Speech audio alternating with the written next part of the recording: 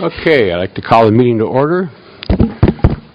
Number 2, roll call and introduction. So we'll start over at Barbara's end. Could you please? Barbara Silver. Present. Nick Kuntz, present. Bob Burnham, present. Jim Marston, present. Jacob, yes, no Buxton, present. And staff liaison Mike Wiltshire, present. Tina Diaz, present. And because some of us are visually impaired, we enjoy having the audience at least tell us their name if they want to, so we can kind of figure out where you're sitting. And would it be okay? Anyone there who wants to tell us who's there? Yes. Matt Alcantara. Okay, thank you. Anyone else? I'm Brian Hollander. Thank you. Hi, Brian. With Raytheon. Hi. Janice Rodriguez. Erica Madrigal. Will Railing. Okay. Nancy Capone. Thank you. That's everybody's Wonderful. here now. Okay. Are there any public comments on items that are not on the specific agenda? Yeah, Jim, we have a few public comments here. Okay. First up was Mr. Heinsohn. Eric? Yeah. Morning. Good morning. You have a, Eric Heinsohn. I'm with Raytheon. do you have a microphone? Can I get a mic for him at all? Or There's one at this podium. yeah, that would be good. Or you could pull up the chair. I brought a few copies. Okay. I know Mike will want one for the record. I can get this out to everybody if need be. Yeah, you can copy them. I think I had a really nice meeting on the phone with Laura Yanez, and she got lucky, and I got lucky that your meeting is today, and I talked to her 2 days ago. So what I've kind of prepared, so to back up a little, I'm the facilities and real estate manager for Raytheon here in Goleta, and we employ at least about 11 to 1,200 employees. We're actively hiring still. Put it where you can see. As a valued employer of Raytheon, I wanted to bring up one item to your attention. As you can see on the, I can speak loud enough. Okay. As you can see by the map here. Can I just say that we have an audio file for the meeting, and if you use a microphone, it will be on the audio tape. Okay. So Thank you. at 6380 Hollister is one of our main campuses. At that campus, we employ about 400 employees, and currently we have an employee who is in a wheelchair and assisted by a lovely retriever. He every day takes the bus from the Camarillo Oxnard area from down south and is dropped off on the area labeled the Blue Bus Stop across the street. He then navigates his way on the blue dotted line across the street at Arrow Camino and the intersection of Hollister, in which he then runs into a little trouble on the red line. Now, in the accompanying package, I've taken some photos, or one of our staff members took some photos, and it kind of shows the obstacles that he runs into right there in front of the glass shop and Casey's garage. You can see that the curb or drive approaches are 6 to 8 inches there, and so what he ends up doing is going in the bike lane. And his dog is trained not to follow, but to assist and be on the side, so they are dodging traffic. Our property is unique that the first 10 or 12 feet is owned by this, or is run by the city of Santa Barbara because it's the right-of-way property, and then Goleta's, we're on the city of Goleta property. And then the channel is the county, so I'm dealing with 3 different agencies. But really where the issue is you can see where the curb cuts are, where Casey's garage is, and then there's some, I think there's a utility panel which is kind of sunken into the ground that makes it kind of bumpy for him to wheel across. I think that might be picture F or something like that. So anyway, respectfully requesting that the city make this a priority to make these standard curb cuts to allow our employed to be able to get to work. Being the path of travel is probably the most important thing right away. And also that the vegetation around F and G is cut back. As you can see, it's kind of overgrown. And that's it for me. So if there's any questions, I'd love to entertain them. What part of this is any part of this within the city's jurisdiction? Yeah, the streets and sidewalks are ours through there, are the cities. And Airport Annex, correct? Correct. Yeah. Okay. So, no, I more than appreciate this. This is I like nothing more than a well put together Yeah, plan thank you. here. So Yeah. this would fit perfectly into our streets and sidewalk subcommittee as a priority, and we'll take it to staff. I'm And see glad what you can brought be this done. to our attention. Yeah. Yeah, just a little history.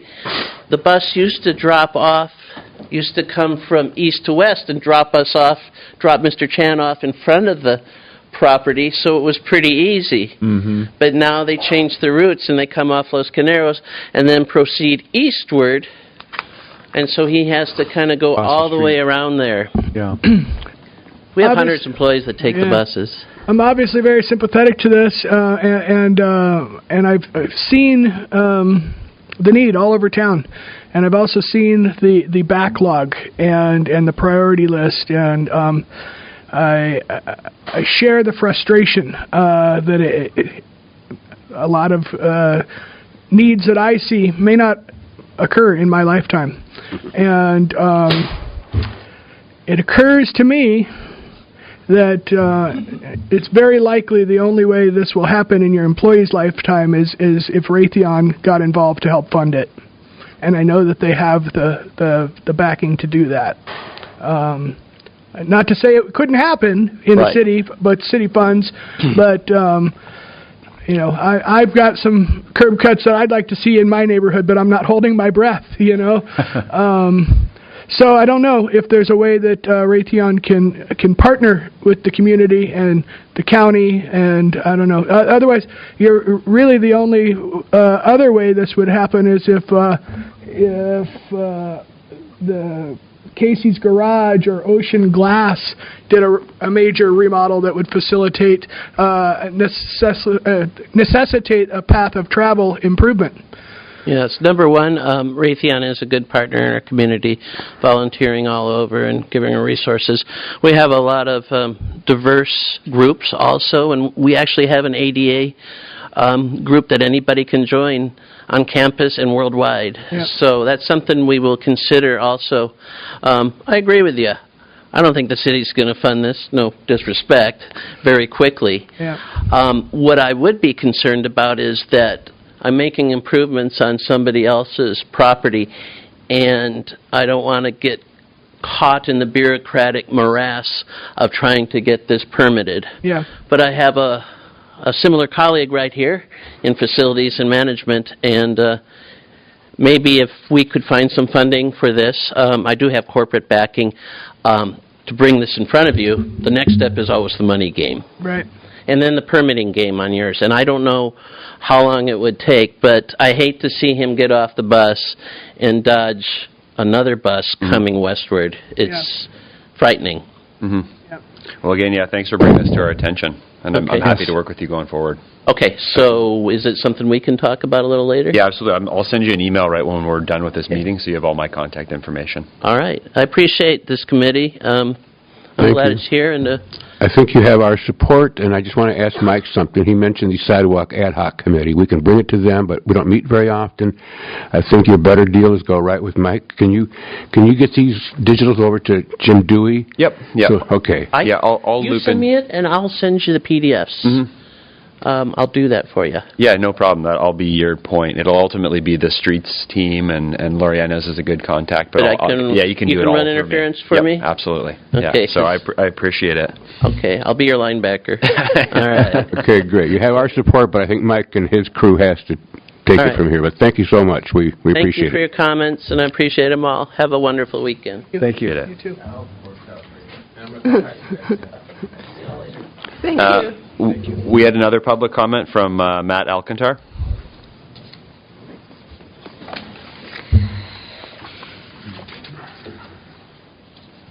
Good morning. Hello. I kind of wanted to bring up the same concerns that he was bringing up. I have friends in the community who are in wheelchairs, power chairs, power scooters, and there's been a lot of... Turned on. I don't know. Can you hear me? Yep. Can you hear me better? Sorry about that. So there's a lot of need. I've been speaking with the police department and the public parking enforcement. There's blue curb issues where there's no accessibility, and then there's also the accessibility, like there's curbs in the way that haven't been properly made accessible. There's also the need for enforcement for the parking here. The parking stalls are not up to code. They have to be having up 60 inches. They have to have certain signs, and that basically being said, I have someone here in town on Haley Street who's telling me he can park wherever he wants in the handicap stalls because he's right on the end. It's not enforceable. So my problem has been for a long time the fact that I have family members and friends who have these parking stalls that are being abused because the community is saying that they're not up to code. My biggest deal is having been pushed away from the police department and the parking enforcement, and I have nowhere else to go now. I want some community support to make these parking stalls, even your guys' parking lot, up to code so that we can enforce them, especially like on weekends, holidays, Goleta, IV. There'd be a lot of revenue that'd be coming in. We'd be making more things accessible. That's one thing that I really want to bring to attention is making our parking stalls accessible with them being compliant so we can enforce that, working with the police department to help maybe get some more routes going at night. And secondly, my big concern would be, please, I hope this helps you out too, is a mapping of the city. There's a 508 compliance. I know that a lot of money is going for funding for making things accessible with technology, and I'd like to see the city somehow work with some, maybe Yardi or other systems around here to make an app for people who are in wheelchairs or Braille assisted to navigate the city. Also, it would allow the users to show where there's some type of obstruction. It can go to the Public Works Department where it can be worked on. I'd really like to see something just start happening with this, some enforcement, some guidelines. Maybe we can work something out where the whole city comes together, because Goleta's having the same issue, and they don't have a committee like this. I'm in Lompoc, and I'm trying to bring the same ADA committee to Lompoc so we can have the same enforcement. Having the same situations here. I'm from Santa Barbara, and I just really want to see the change happen, like you said, in my lifetime. and it makes me really sad. Like, I want to cry, and I'm so mad because it takes so long. There's so much stuff to go through. I'm going to be coming back and doing whatever it takes to be here and make change.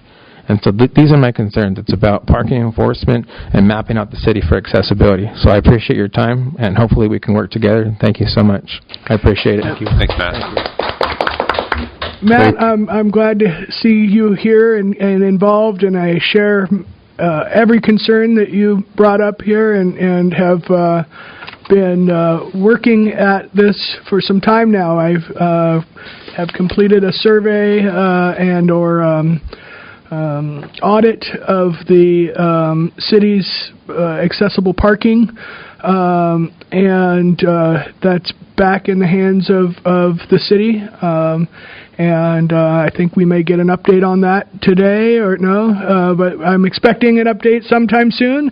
On the blue curbs, I have my information that has not received city blessing or anything, but I assume that's okay for me to share the data that I've collected. Okay? Absolutely.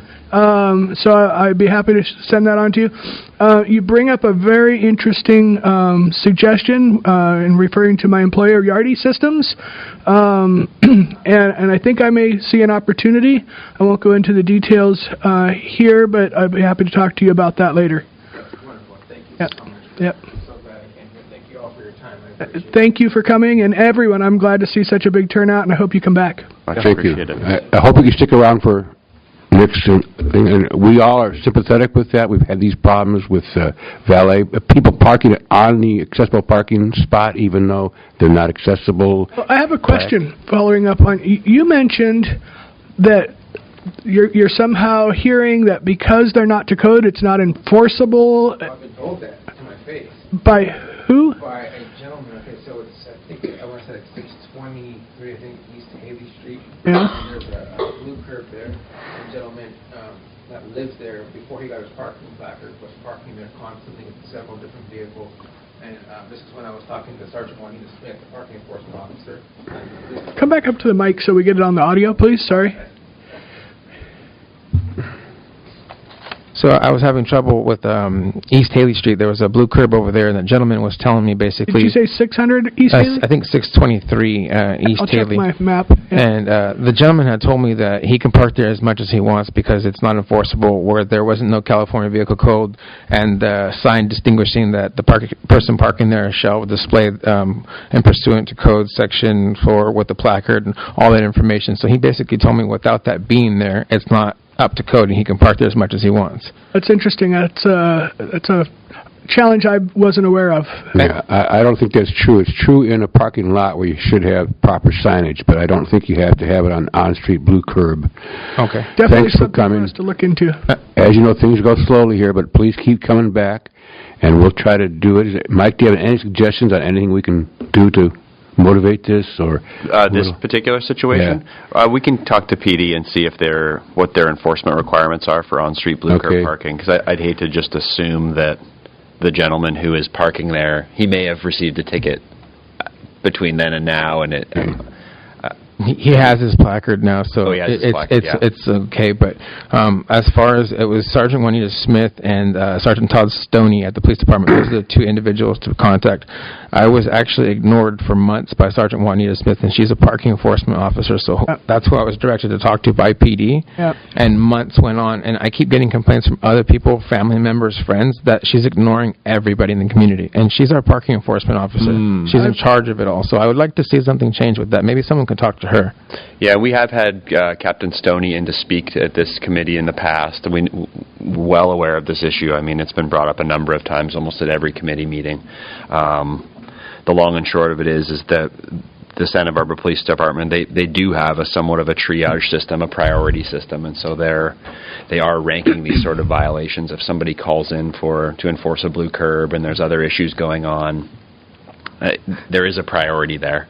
But it might be worth time to bring someone from PD back to this committee to speak on the issue to see if we can open a line of communication. I'd like to see more enforcement, especially at night, on weekends and holidays, especially at night, because that's when people are violating parking, not just on the blue curbs, but they're parking illegally. So our city would make a lot of revenue out of that and make things more accessible. I'd really like to see that happen. What we don't have is a system for documenting, reporting of violations, and we have discussed it in the past, but we're not there yet. I would like to see an application made so that the citizens can actually document that, take pictures, and submit it, and that's how it would work out beneficial to everybody. It's possible to do that, but we don't have that system in Santa Barbara yet. Not only, the system exists. There's a third-party app available for iPhone and Android devices, and I've advocated for adopting a citizens enforcement program. It's been successful in other communities in raising revenue. The city is against this. I can't get support from even the staff here. I can't get support from the police department. I guess that's not fair to say staff here. Staff referred me to the police department. Police department pushed back. They don't want to do this. They see it as problematic.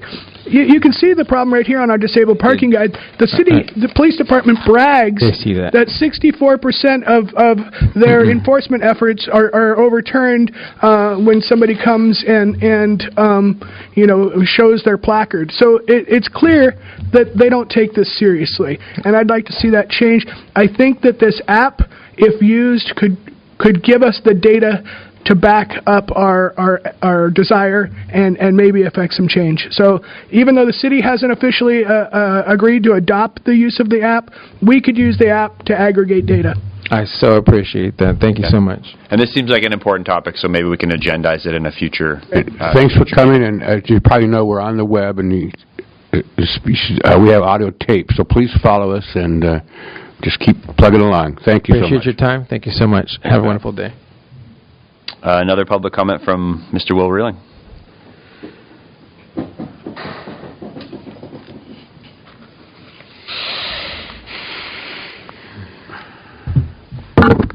Morning committee, Will Railing for Accessible Santa Barbara, and the usual disclaimer, I split my time between here and Accessible San Francisco, where I technically live, but I'd like to add a request regarding the potential future agenda item on parking enforcement before I turn to my real comment. My request is that if parking enforcement comes back to the committee, I think the police have good data on violations. They probably track parking based on what vehicle code section was the violation. And there are communities that request that the revenue from ADA parking violation be set aside for ADA projects. And that's a bit of a long shot to achieve that, but if you're having trouble getting their attention, I suspect that would help get their attention, a proposal like that. So I'll just throw that in there for the mix if you do end up having a presentation on that. That could potentially be part of it. Now, my real comment is something that's coming down the pike, and I think it's, I hope the committee will consider getting in front of it, because it could help address some long-standing problems in terms of follow-up on the city's transition plan. And the city runs on a 2-year budget cycle, both for the regular budgets and the capital budget. So we're in the second year now. It's a fiscal year. So this fall, now you only have one meeting left in the year, but this fall the departments really go to work on their planning the next 2-year cycle. And I went through the documents recently for this 2-year cycle that we're in right now. I was surprised how many references. I word searched ADA, I word searched transition. There's actually quite a few references to specific items in the budget and specific items in the capital plan as being things that were called out in the transition plan or are for ADA purposes. And, you know, the thing we've been lobbying for several years is the last transition plan update was done at this point a decade ago, and it did have a schedule in it, and I think staff does their best to try to knock off those items. Sometimes those items become irrelevant.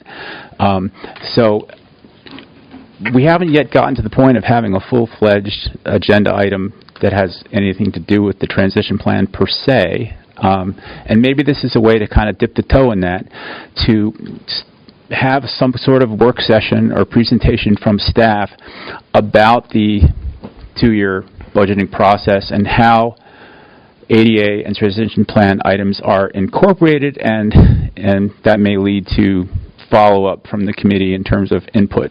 I think what seems to happen is the ship really sails by the time the public becomes aware of what's being proposed. So I'll leave that in your hands, just mindful of the fact that there's really just one more meeting this fall, and then not again until 2019.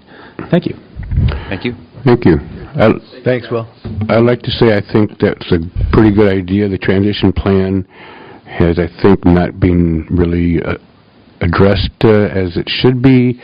I know there's a lot of stuff in the city to do, but I think it's a very good idea that we could try to schedule a meeting next time to have an overview of what's going on with the schedule and the plan and what kind of funds are being used. I mean, the plan is supposed to show what things have been fixed, and I see even the things that are fixed, like the library steps. I haven't seen anything where someone like bragged and said, hey, we got this fixed, we got that fixed. So I think it'd be really good, Mike. Can we schedule something for the next meeting to just review that and see if it can go into the budget and maybe tell the city we have to get more funding? Yeah, I'd be happy to agendize that. And we did talk about it about 1.5 years ago. There was an agenda item where we reviewed projects like that, the Central Library, where some of that money was going. I'd happily come back and discuss what's been done, because those are good news stories. That would be great. Going forward. So we can have it on the next agenda? Yeah, we'll see how the agenda fits out. Any other comments on that, then? I was just going, I agree, and I would be willing to come back for a special meeting so that we could get to it sooner than later if everyone else was agreeable to that. I agree with that, too. Yeah. Any possible for a special meeting? I mean, I don't know if it's really necessary. Okay. it'll fit on the next agenda, and I don't think that Okay. it's time sensitive enough that we need to host a meeting just to I kind of discuss feel like the- that with only one more meeting in the year and the budgeting coming to a head and the fact that this has not been addressed, I'd like to see it prioritized. If the committee agrees, we'll have it on the next agenda. Is there a concern that there's some time-sensitive element that we need to have this sooner? Because I'm not necessarily seeing that. I think there's a general sense that this committee would like to do more in our short period of time that we have in our terms, and we'd like to see things happen at a quicker pace. That's understandable. I don't know if having more special meetings will achieve that. I think putting more quality items on our meeting Okay, items this will seems achieve like the type of thing that might warrant an entire a bigger block of time than a standard agenda item. I may be wrong. I think I agree with Nick. I'd be the one giving the presentation, and it would be an update on what we have budgeted for the coming cycle, which is already established. There are already funds in the capital improvement program, as Mr. Reeling spoke to. So those funds are allotted. I can discuss those amounts, and I can discuss what we've done in the past. There's not going to be a whole lot more than that, and this is going to be something that's going to recur every year. I guess I'm confused money that goes to our ADA transition plans for city facility upgrades is pretty steady. We get that money every year, and we're constantly chipping away at the and the transition plan for us to look at for those of us who are still kind of confused as to where it is and how to see it. There's the Gilda Puentes 2007 transition plan. It's available online. It is an enormous document, so be prepared. Is there a summary for it someplace or some way into it? The first section is a summary. I can get everybody the link, and I believe we've done that in the past. If you guys want to view that, it is available. I know that we've had discussions about it in the past, and it always seems to me like where to even begin. So yeah, I'm happy to send that out again. Yeah, it is a large document. Yeah. I would encourage everyone on the board to get as familiar with it as possible so that we can come prepared at the next, when we do agendize this, to give our feedback on what we think, how we think we might be able to improve.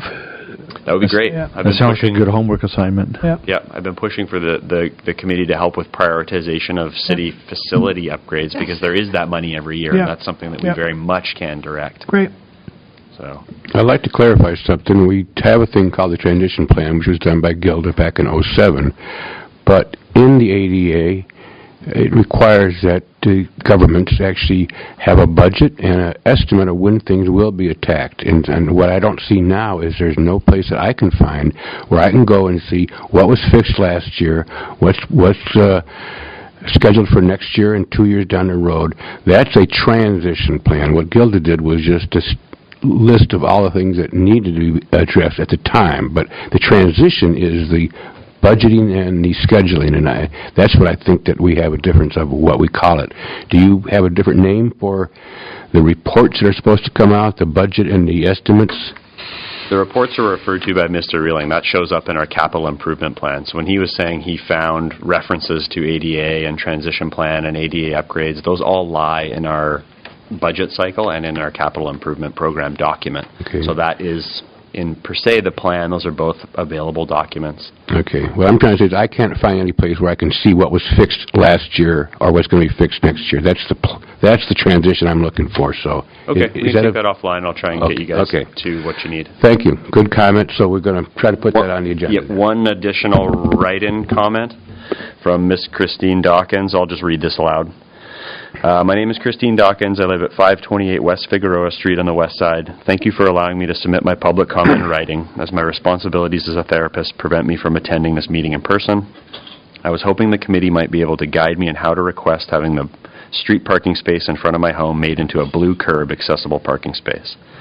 I'm a tenant, and I'm not allowed to park in the driveway of the building where I live. I'm usually forced to park some distance away, and it is a hardship for me as I have great difficulty walking. In addition, a new apartment building has been constructed at the end of my block, which means there will be even more competition for parking once it is occupied. I have a DMV placard, so I would be able to park in the blue space if the city installed one. I tried calling the police department to find out how to request a blue parking space on the street near my home, and I did not receive any helpful information.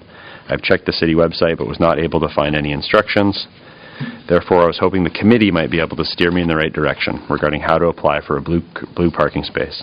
I understand that your meetings are audio recorded, so I will be able to listen to anything said when the recording becomes available on the city website. By the way, I do understand that if a blue space is created on the street near my home, that the space is for the public and that anyone who has a placard can park there. I'm sure it would still be a great assistance to me. Finally, if the committee is able to find out, I would like to know if city policy would require me to pay for the design and construction of the public parking space. I hope not, as I do not have those kinds of resources. Thank you very much for your consideration, Ms. Christine Dawkins. Thank you. Do we have anyone from the city's department that can answer that and where to go to get this? I can follow up and get instructions on how to request that to Miss Dawkins, and I can include yourself. Okay, thank you. Yeah. Can you include me as well, because I'd like to get that included in the accessible parking guide. Mm-hmm. Yeah. Just a side comment, when I got this letter, I started looking on the website. I also could not find anything easily. I know it's there. There's got to be a way to apply, but it doesn't seem to show up. And so Mike can figure that out for us and let us know. Thank you. I'm thankful for the written comment, and we don't see that very often, and I wish that we had heard more from the public. I thought it was well done. Yep. Yes. All right. Well, we will be hearing more as we make ourselves more visible in the community. Okay, were there any other public comments, Mike? No, that was it. Okay. So now it's time to discuss the minutes and have a vote on approval. Does anyone have any comments on the minutes of the last meeting? Well, I do, as usual. For the staff announcements, for Mike's announcement, for clarity, I'd like to make a couple changes and replace successful update with his positively received annual report, with annual report capitalized, so that it reads, discussed his positively received annual report presentation to council on May 1st, 2018. Then the second sentence deleted altogether and replaced with Jim Marston and Barbara Silver attended. Then it's really clear whose report and who made it. And also, when I went to look, I see that it's not yet listed under staff reports on the web. If you could add that to staff reports. On our Access Advisory Committee? Yes. Because it is a staff report. The council agenda report? Yes. You mean the PowerPoint? As much of the report that's can be included under staff reports so that the community can look at it as well. Okay. We can look at it too, because it is, as he mentioned, he hopes that the annual reports will be able to continue, but this is kind of a monumental first annual report in a very long time. I think I see that it would probably have naturally been included in staff reports for the city council agenda, but I'd like to see it on our... We can get it up there. Yeah. It'll be up there by the end of the day. Thank you very much. And Barbara, do you mind just sending me that corrected verbiage, and I'll see if it lines up with the audio? And I thought it was very successful. I was really happy. Great. Perfect. Should we have a new link on our site for just annual reports? This will be the first one, or do you want to just put it into the staff report? It'll just be in the staff reports, okay. Yeah. Try to minimize the amount of links to different places. Okay, well, thank you, Bob. Anyone else have any comments on the minutes?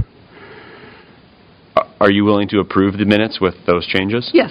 Yeah, Barbara can send you those, and okay. I'll just give them to him after. So, do I hear a motion to accept Just a point of clarification before we get to a vote. Mike said he'd include them if they aligned. I don't know how important these changes are to everyone, but I'm concerned that if we vote to approve them, these requested changes may not appear. So keep that in mind when you vote. They seem pretty harmless. I just want to make sure that they line up with what was actually said. Okay. I know there's a lot of sensitivity between words I listened to it. Specifics, but this one seems pretty harmless. Yeah, I listened last night. Okay. So. Okay. I'll entertain a motion. So moved. As corrected. Yes. Well, I need to hear a motion now. A motion approved as corrected. Okay. And a second? Yeah, I'll second. Okay. All in favor, say aye. Aye. Aye. Aye. Any opposed? Okay, the minutes are approved as corrected by Mike after he hears from Barbara. I need to abstain. Okay. That's noted. Okay, committee member reports. Who would like to speak on this? We've done quite a few things this last 3 months. I'll start. A couple things.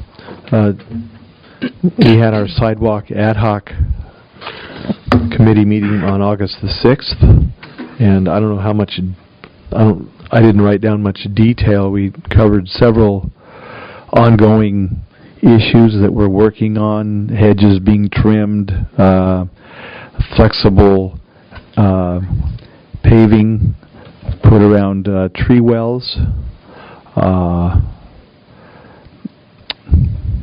Jim, you want to add anything to that? I'll explain that tree well thing a bit. We've had a big problem in the city on places where there's trees and there's a tripping hazard. And then we've also got some places downtown that have metal rings around the trees, but sometimes those disappear or are stolen. So Jim Dewey has come up with he found a company that makes a flexible material that's water permeable, and you mix it with an epoxy and you pour it in there and it solidifies. Like I said, the water flows through and it's a solid surface. And it's cheaper than buying new rings. So he's got one example up by Cali Realis. Is that Realis? By the CVC? The CVS by my house, is that the one you're talking about? Yeah. Where the hedge is growing on the... Yeah, so the hedges have been trimmed back. Yeah. Right. And now those bad tree wells are now covered with this new material. I'll have to go check that out. I wasn't aware. So that's a test pilot place for that. So that's a good move. It's because these things are tripping hazards for many people, and they're tough for wheelchair wheels that get caught in there too, and even just the general public. One thing he brought up that I think is very important to know, we're all familiar with the accessible parking in a parking lot that has a nice blue striped access area for the ramps to come out and for the person to safely get out of the van and go to the point of entrance. He would like to put some of these on the street. Now, he calls them loading zones. I'm not sure if that's the proper term, so I want to explain that this is like that. It has the striped off area for getting out of the van, but he wants to put a few of these on the street. He said he can find funding for 1 or 2 a year. Now, the problem is that this has to then dig into the sidewalk because you're going to have a space besides the parking spot. So we can only do these in places that have a large sidewalk. We can't do it on a regular place because then there's no room for the pedestrian. So he would like us to get some examples or some suggestions on where to try to look at these. So, like I said, you can't promise any place because it might be a problem with underground utilities, it might be a problem with space, but I'd like to put in the comment that he is looking for suggestions on where the city might put 1 or 2 what he called loading zones for accessible parking on the street. Jim, I think the point of clarification there is that he wants to create accessible loading zones, not just for accessible vehicles, a general loading zone that is ADA compliant, I believe, is my understanding of what he's trying to achieve. I could be incorrect there. It's not just about an accessible loading zone or just a loading zone for wheelchair accessible vehicles. It's a general loading zone that is also ADA accessible. Okay. This is not anything to do with the valet problem of the loading zone. This is strictly just for non-valet operated loading zones that are accessible. There's some overlap there, I think. Okay, yeah. How would he like to receive that feedback? Well, it could go to, I guess, Jim Dewey directly, or it could go to, So he was asking for feedback from your subcommittee, yes. and you're bringing this to the big committee. Do we want to have some discussion as a group and come to a consensus on where we believe those should be, or? I think the end result's going to be up to the city on where they can do it and what Well, he's kind looking for feedback, Well, though. So if you want to send it to Okay. Bob or myself. Yeah, if anyone on the committee has a suggestion, I don't know if everybody wants to provide input on this, but if anyone has a suggestion, you can always email myself and Jim, and we'll get it to Mr. Dewey. Okay.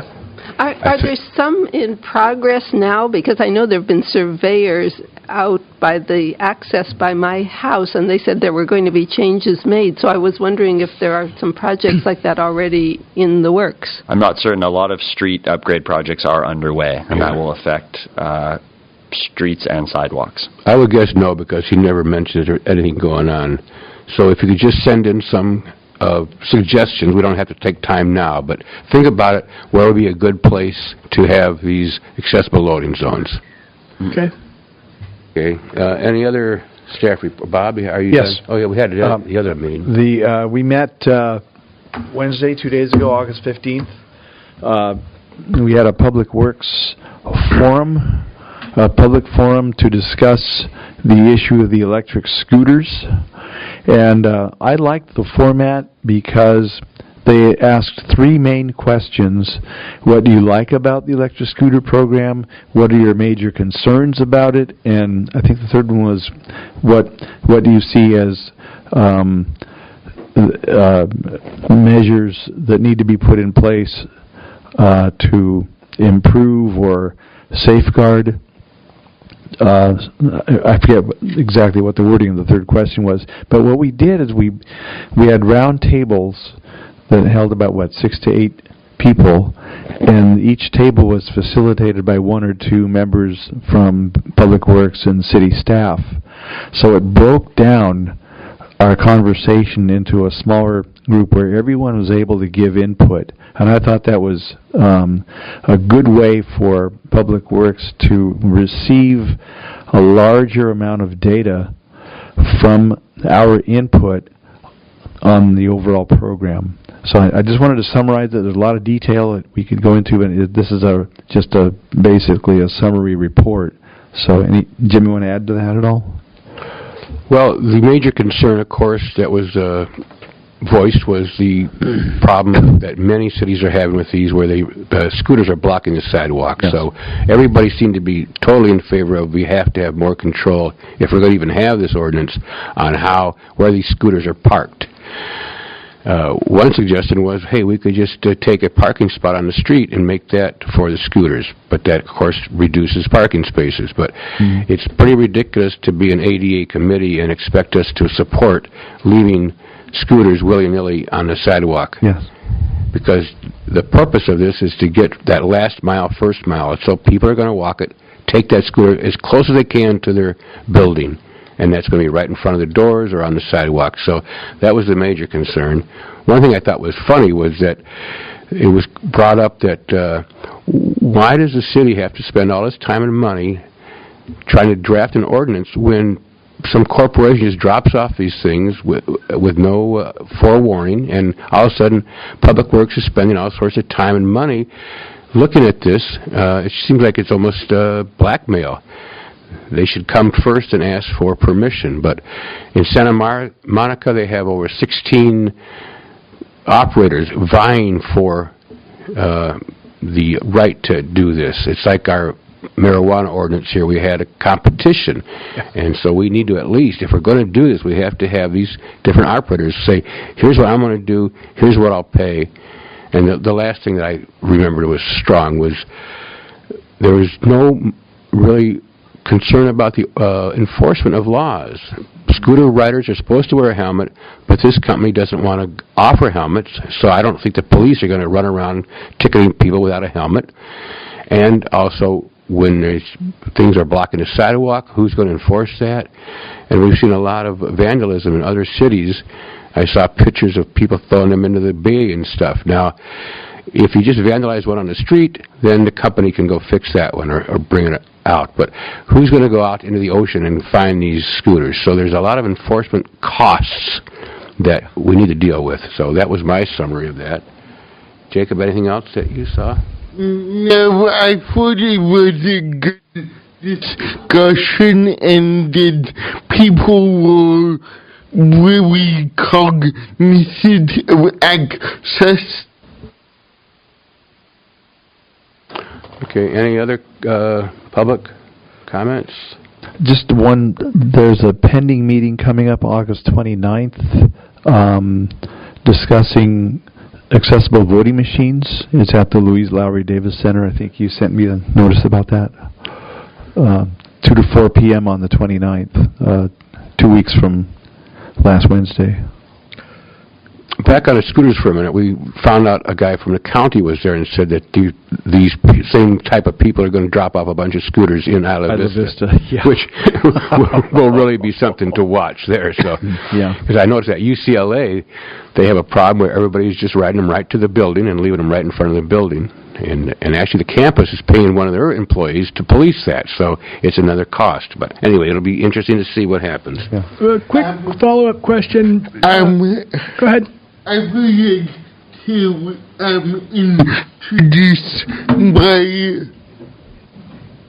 I would like to make an announcement and just introduce ILRC's new program manager, Brian Hollendorf from the East Coast. He had done some great work already, and we're excited to have him.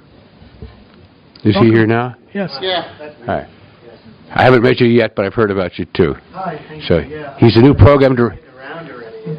Okay. I don't know who I ticked off already. Okay. You know, we do have like a little bit of an edge in New York, apparently, and it's a cultural adjustment, should I say? Okay. Yeah. He's replacing Catherine Reel, who was there, 30-some years and something. So she's retired. So thank you.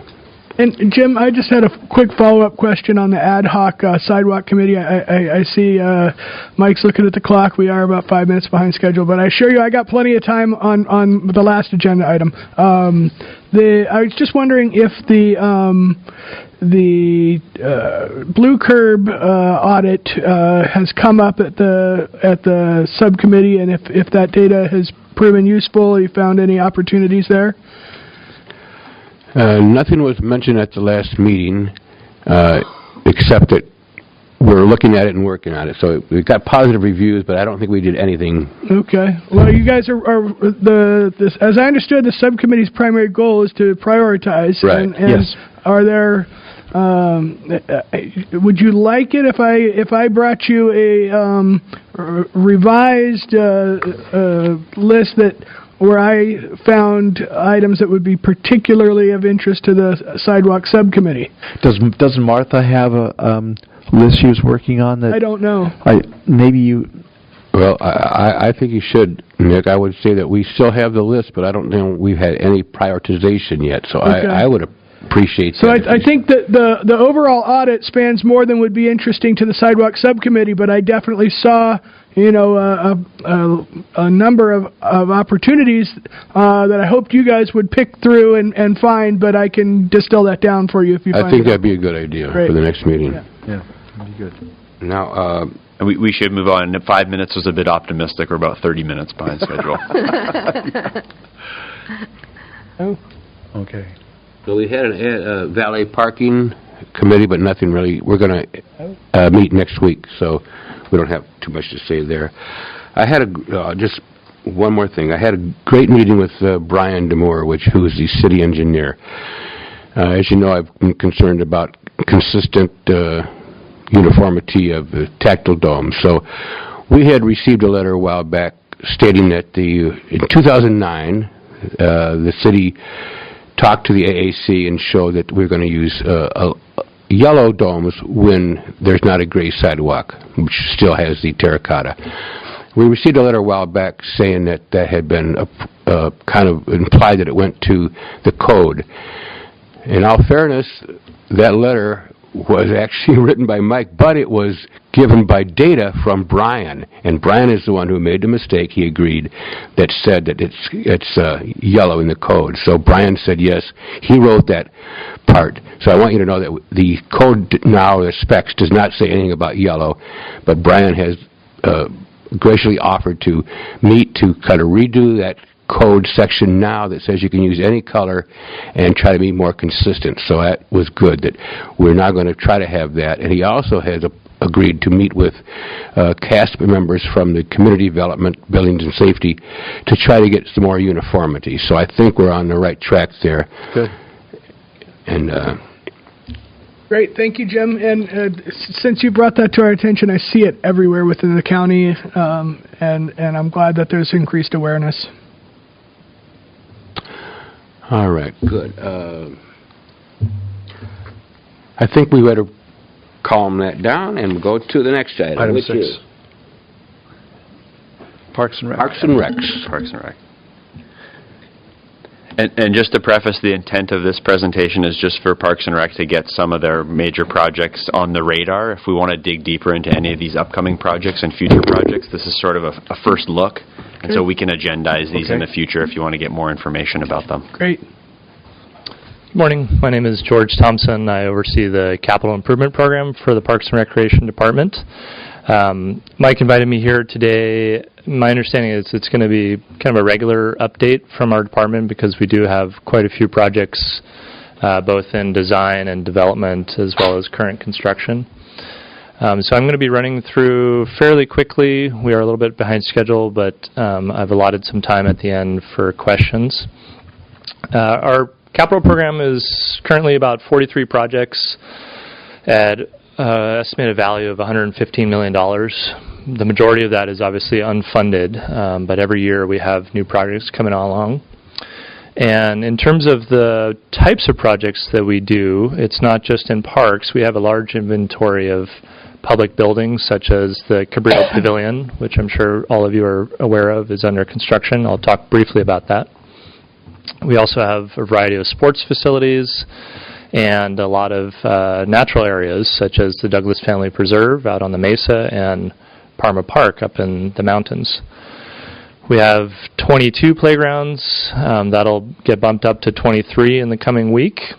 And then we have 4 swimming and wading pools and over 30 tennis courts and pickleball courts.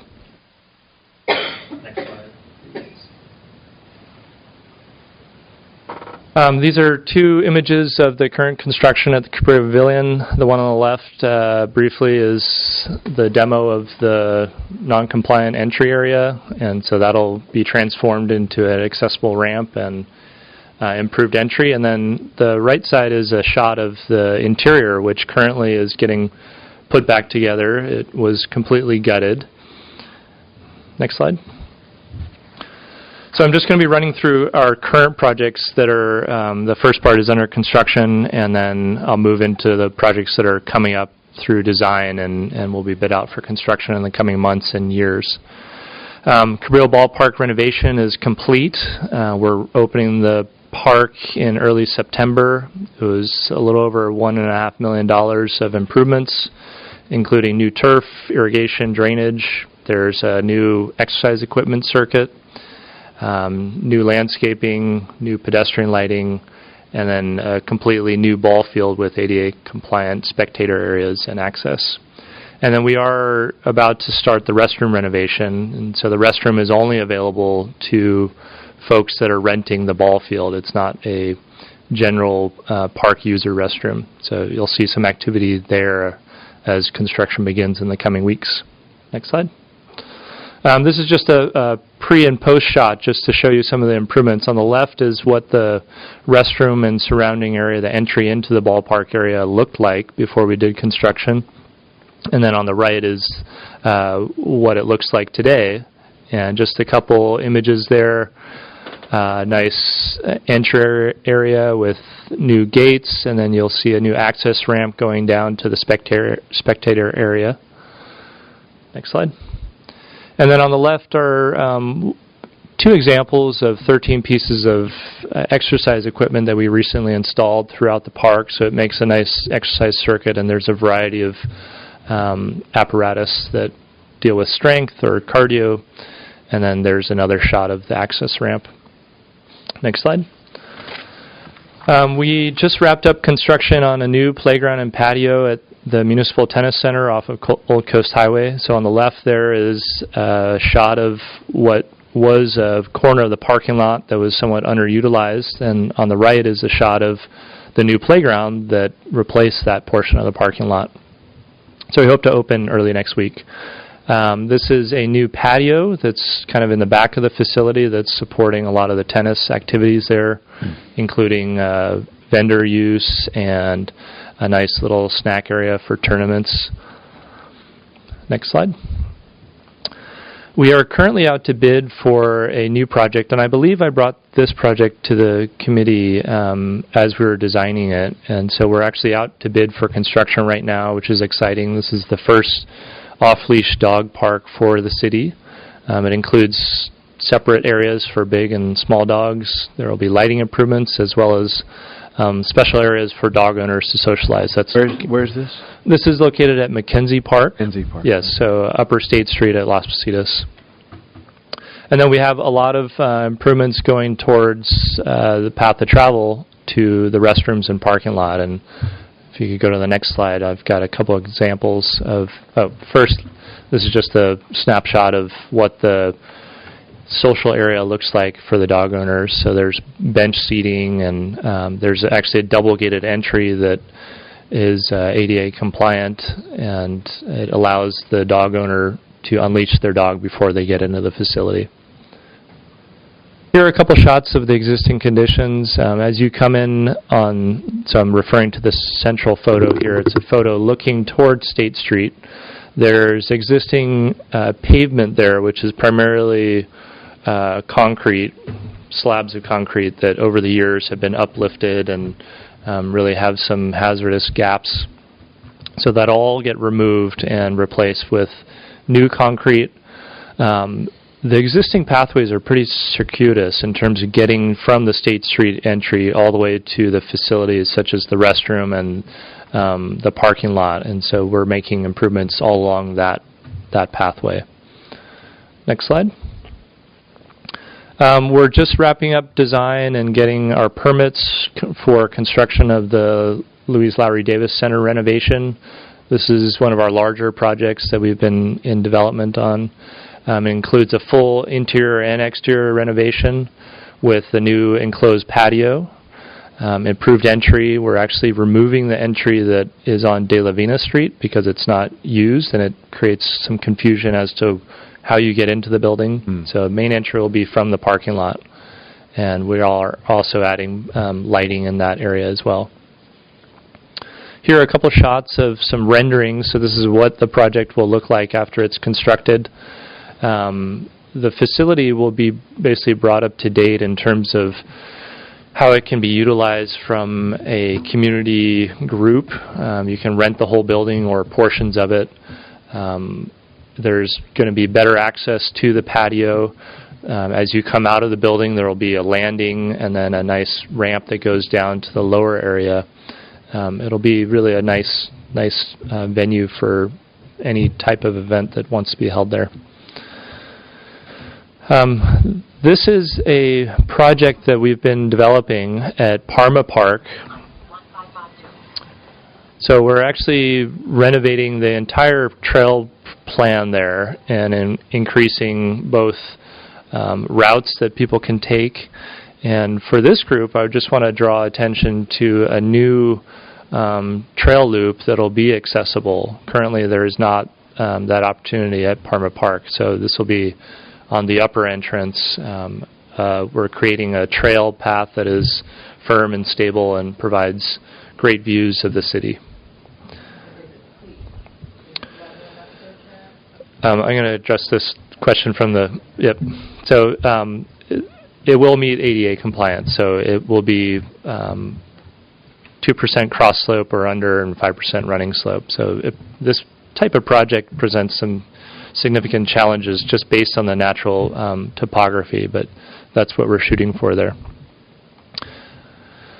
This set of projects, the Ortega Park, Dwight Murphy Field, and Bonnet Park projects, are right now in the design phase, and these are projects that we're referencing as master plan projects, in that we're looking at each park as a whole in terms of how can we completely renovate those parks to bring them up to compliance, but also provide a whole new suite of recreational activities for current and future generations.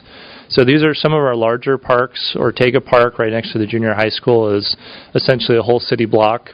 Dwight Murphy Field, next to the zoo, is again about a city block or even larger. We're looking at everything from sports field renovations, looking at the ability to introduce artificial turf. Ortega Park has a swimming pool that is basically a small wading pool, so we're looking at upgrading that facility to provide a year-round swimming aquatic center that can host aquatic aerobics, programs for all levels of swim abilities. So we don't really have that sort of facility in the city currently. Los Baños is the closest, but it's really more of a recreational swim facility. Does host some competition, but this would really be a place where it's for the community, for recreation.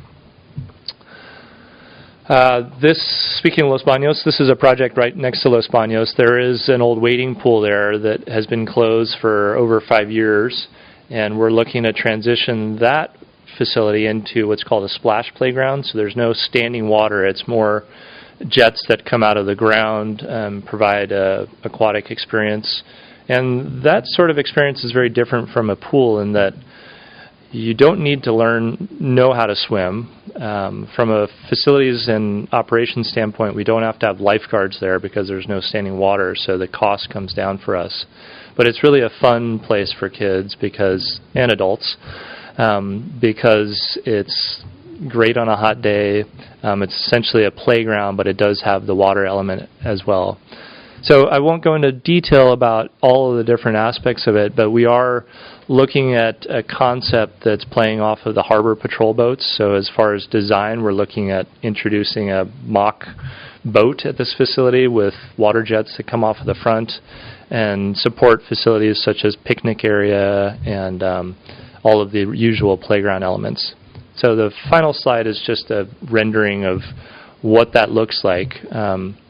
Some of the challenges for accessibility on a project like this are we have all of the playground codes that require accessible transfer platforms and a variety of play elements that are available for children of all abilities.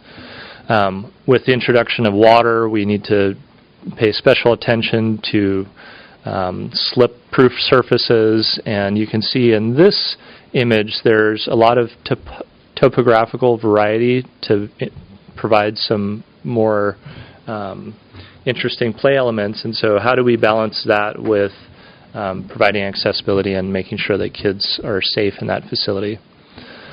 So sorry that's really a quick run through, but like I mentioned, I hope this is a regular presentation, and it'd be nice to hear from the committee on specific topics that I can address in future presentations.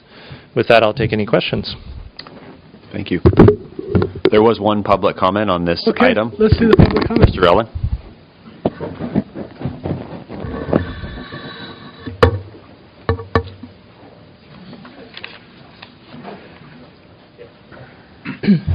Hi, Will Railing. And this really blows me away. And before I get to my relatively minor needs improvement, I just want to give a shout out that this is incredibly impressive. The list of $145 million worth of projects, and each one of these you could almost have a whole meeting, but you don't need to, and I'll tell you why. These large projects are all going out to bid. They're being done very formally. They're all going through the city plan check process. They're all getting building permits. The plan check staff includes at least 2 certified access specialists, and believe me, I've looked at some of the records. Parks gets put through the ringer on accessibility just as much as any private applicant. So I have a lot of faith in that process, and I believe that you should too. Now, the thing that needs improvement, in my opinion, is on smaller projects.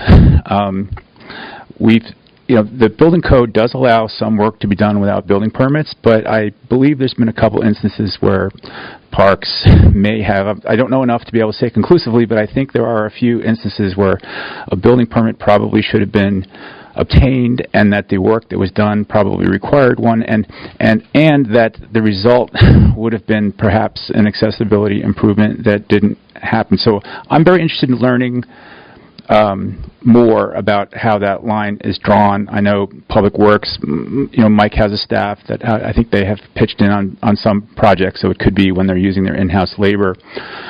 So the two I'd like to try to understand. We've had several big playgrounds that went through the building permit process, like Kids World, but I noticed that there was a replacement of the playground at Shoreline Park, and I don't believe there's been any building permit pulled for that, which means it didn't go through the same review, and in all likelihood, some accessibility was missed, particularly the route to the parking and so forth. The second one is the recent renovation of the Carousel House. Many of you remember the merry-go-round, and the merry-go-round was removed by its owner, and there was a change of use of that building to become a function space. And it took a significant amount of work. The director of parks was rightfully I'll say bragging about how quickly they were able to do the work and repurpose that building, and that it was a significant renovation, and there was no building permit. Now there's another project coming along there to replace some doors where that did go out to bid, and I believe the work now will get a permit, and hopefully the rest of it, the accessibility, it'll go through a building permit process and get addressed in that manner. So that is my small criticism, just that on the smaller projects, I'd like to see some assurance that they will get a building permit when required, to make sure that the accessibility gets addressed on those as well as these big, terrific projects. Okay, thank you. Thank you. Any comments from the members on the presentation? I had two questions. Did you have a response to Mr. Railings? No? For the Carousel building in particular, or generally? Or Shoreline Park? Sure. All the projects that I oversee do get building permits. I'll have to come back to the committee to respond specifically to Shoreline Park, because I wasn't involved in that project. Okay. But I'd be happy to do that. So thank you for your presentation. I agree with Mr. Railing. There's a lot of really good projects out there, and I'm very impressed with all of what you shared. You asked for feedback, and I appreciate this presentation. I hope it will become a regular thing. I welcome the collaboration. One of my areas of concerns with Parks and Rec is accessibility in the restrooms. The Shoreline Park is a great example. If that had gone through the permit process, it's possible an accessible path of travel issue would have come up. It's possible that the inaccessible restrooms there would have been addressed, and so that's a bit of a concern to me. With respect to McKenzie Park and the off-leash dog park, I think that's a fantastic project, and I applaud that, and it's in my neighborhood, and I will probably use it with my dogs. And I'm glad to know that it will be wheelchair accessible. I am glad to know that the accessible path of travel improvements are happening there, although I don't find it all that challenging. Others might. My scooter is a little bit more forgiving of rough terrain than a manual wheelchair. But what I do struggle with at that park and many others is accessibility in the restrooms. And I believe I heard that the restrooms are being addressed at McKenzie Park. Can you give us an update on that? Sure. Under the off-leash dog park project, the restrooms are not being addressed. So the path of travel to the restrooms will be compliant once the project is done. But in terms of the interior of the restroom, that's not in the scope of the project. Wow. I'm very disappointed to hear that because it's a huge community resource. I'm there almost every weekend with my son during the baseball season, and I have to go to Pete's Coffee to use the restroom. And this is a huge missed opportunity in my mind, and I hope we can get that addressed some other way. Oh, yeah, it's good input. George, I have two questions. What is the status of the clubhouse at Mackenzie Park? Is that going to be rebuilt or renovated in some way? Sure. So I believe you're, and correct me if I'm wrong, you're referencing the Mackenzie Center building? Yes. Which has the barbecue facility, rentable space there. That is available for lease by community members as an event space. It did undergo some cosmetic improvements, but there's no plan there currently to do a full renovation. But it is a workable facility in terms of a leased space, and it is accessible? Currently, I believe it is, yes. Okay. My other question, I know Pershing Park wasn't mentioned in your slides, but what is the relationship between Parks and Rec and City College in terms of use and maintenance and renovations? It seems like there are still some needed renovations for Pershing Park as it has become the home field for the Santa Barbara Foresters, who just won their 7th championship last weekend. Seems like there's a need for a cover over the bleachers and improved dugout on the visitor side and things like that. I know they put in new sod and redid the field a couple of years ago, but can you speak to that at all? I can't say much about it because it's not a focus in our capital program currently, but I'm sure if we did an assessment, we could find all sorts of improvements that are needed.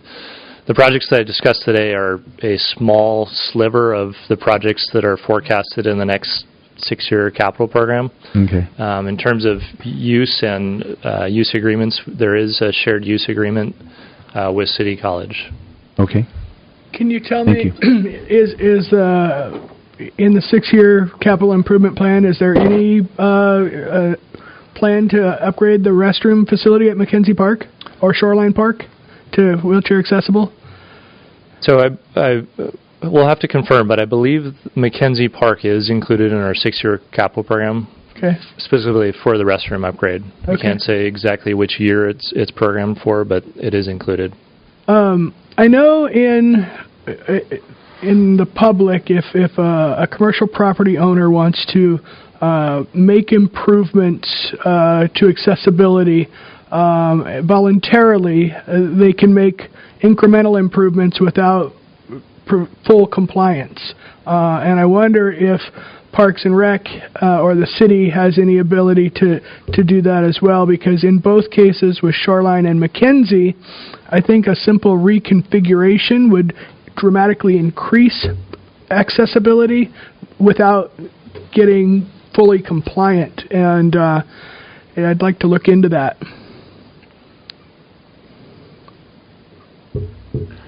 Okay. I think it's a good point, Nick. I have also received many complaints or concerns about Mackenzie, especially. People don't know why other work was done there and the bathrooms weren't fixed, but I think that's a good solution for short term, is just say, can we reconfigure, and not make it fully compliant, which costs more, but just maybe take a look at that. That would be very helpful. And another thing we can be sensitive to in these reconfiguration, I'm seeing this more and more, is the unisex bathrooms that addresses the gender equality or the gender ambiguous, I don't know the correct terminology, but if they were made to, the two restrooms were made to family style restrooms where they were unisex,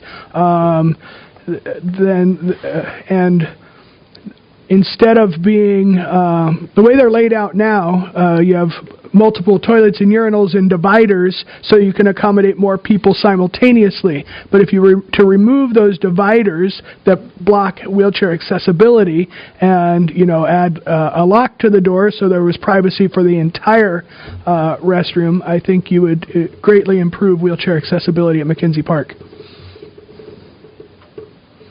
Noted, and as we get into design for McKenzie Park, that'll be one issue we're looking at. One of the things that inevitably ends up happening is when we do upgrades for accessibility, we end up losing fixtures, so urinals, toilets, sinks, and then we have to find a way to deal with required fixture counts based on occupancy. So it's a puzzle that for every project we have to solve. Well, thank you for including this as much as you have, because with the dog park design, you did come before us, and we did have lots of suggestions for you. So, yes, educate us about restrooms, and we can be helpful there, too. Great. Thank you. Yeah, I also say thank you, and I was just going to mention, you brought the McKenzie Dog Park to us, and also, of course, the Arts Pavilion. But other things aren't brought to us, and I know you can't bring everyone, so I'm just curious, is there some kind of cutoff where you want our input and other ones you don't? If you go to a cast person for permits, maybe you're okay, but I'm just kind of curious why some come to us and others don't. And I'm not asking for all of them, I just want to know why. I don't have an answer. I mean, we deal with so many projects, and so if I was to choose projects to bring to you, I may err in terms of what projects you think are important. Right. So it would be nice to hear from you. And maybe a suggestion would be for the larger projects that we're putting forward, particularly at Ortega Park and Dwight Murphy Field, those are big master planning projects where there's going to be wholesale change at both of those parks. So as we get closer to a concept plan, I think it would be valuable to bring those projects to you, because there's so many aspects to those parks that are being improved. The aquatic facility, accessible playing fields. I failed to mention at Dwight Murphy Field, we are working on what's called a universally accessible playground. So this goes above and beyond the code-required playground features, and it's really a playground that's designed for kids and caregivers that have a variety of disabilities or other types of experiential different ways of interacting with the playground. One example is for certain areas of the playground, we're eventually going to be looking at how to design corners or rooms in that playground for kids with autism or with auditory sensitivity. And so that would be a great portion of that project to bring back to the committee, because it is such a specialized focus of design that we haven't done before in-house. We'll certainly be bringing in experts from outside to help with that. But I'd say those two projects, Ortega and Dwight, would be great for the committee to see. I have a question about the aquatic center. How are we addressing wheelchair or accessibility to the pool? Is it going to be a ramp or a lift? At this point, we haven't gotten to that level of design, because we really are at the 30,000-foot level of design. But I'd say if I was to forecast what type of approach we would take, it would be a beach entry. Wonderful. We've found that the lifts are difficult for a variety of reasons. But absolutely agree. Glad to hear it. Thank you. And I'm on Parks and Rec Commission, and I'll be happy to take any comments back to Parks and Rec. Great. Perhaps we make this a regular meeting with your overview. Then if we think there's a certain one you show us that might have some concerns, we could contact you directly instead of having a special meeting for each one. But would that work? Well, I think if we could keep the communication through the committee staff, Mike and I work together on a regular basis. Okay. But as we're working perhaps in a future update, we'll just plan on bringing the Ortega Park and Dwight Murphy Field projects back to you the next time. All right. Okay, thank you. Jacob did mention that he is on the Park and Rec Commission. Next Wednesday, we have a special meeting with the Neighborhood Advisory Council to review both of those big projects that I just discussed, Ortega Park and Dwight Murphy Field. So the staff report is coming out today for that. The meeting is next Wednesday at 5:30 at City Council Chambers. Okay, thank you very much for your presentation. Thank you. Thanks, George. Now we can hear from Public Works. Do you have our presentation? Good morning. My name is Derek Bailey. I'm with the City's Public Works Department in the Traffic Engineering Group. We are going to be presenting a project today that we're working on at the intersection of State Street and Alomar. And just the reason we're bringing it to you today, late last fiscal year, and the city's fiscal year ends on June 30th, we had a little bit of leftover money in our traffic signal operations budget, and we were going to buy an additional accessible pedestrian push-button system. And I reached out to committee member Bob Burnham about what a good intersection to install that extra system would be. And he mentioned State Street and Alomar, and we actually had an active project already underway for that intersection. So I thought it'd be a good opportunity just to come and tell you what we're working on. I'm going to ask Erica Madrigal, one of our project engineers, to come up and give the presentation to you. Erica's been with the city for about a year. She's in the traffic engineering group with us, and she's been working hard on this project, so look forward to presenting this to you.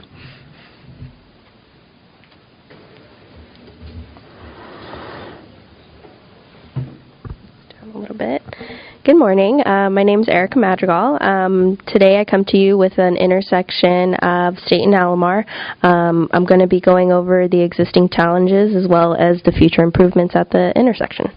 So currently, State and Alomar does not have pedestrian countdown timers in one direction, so it only has it in the other direction. So when you're crossing or parallel to State Street, you don't have a countdown timer. So pedestrians can be caught in the yellow light as well as the red light. So illustrated on the screen is a pedestrian crossing the street and getting caught right in the middle of a yellow light and trying to hurry up and cross the street in time. Because of the alignment of State and Alomar, it's kind of skewed. The crosswalk lengths are about 100 to 125 feet. So that's a really long time to have a pedestrian in the street and them being exposed to traffic. Another issue that we've seen at State and Alomar is the visibility. So on one of the corners of State and Alomar, there's a utility box that can basically cover up a pedestrian if you're not tall enough. So children, people who are shorter, they can be blocked by a person who is turning right onto Alomar Avenue. And the picture on the screen is just from the point of view of a person who is sitting in a car trying to turn right, and there is a pedestrian right next to the cabinet. So.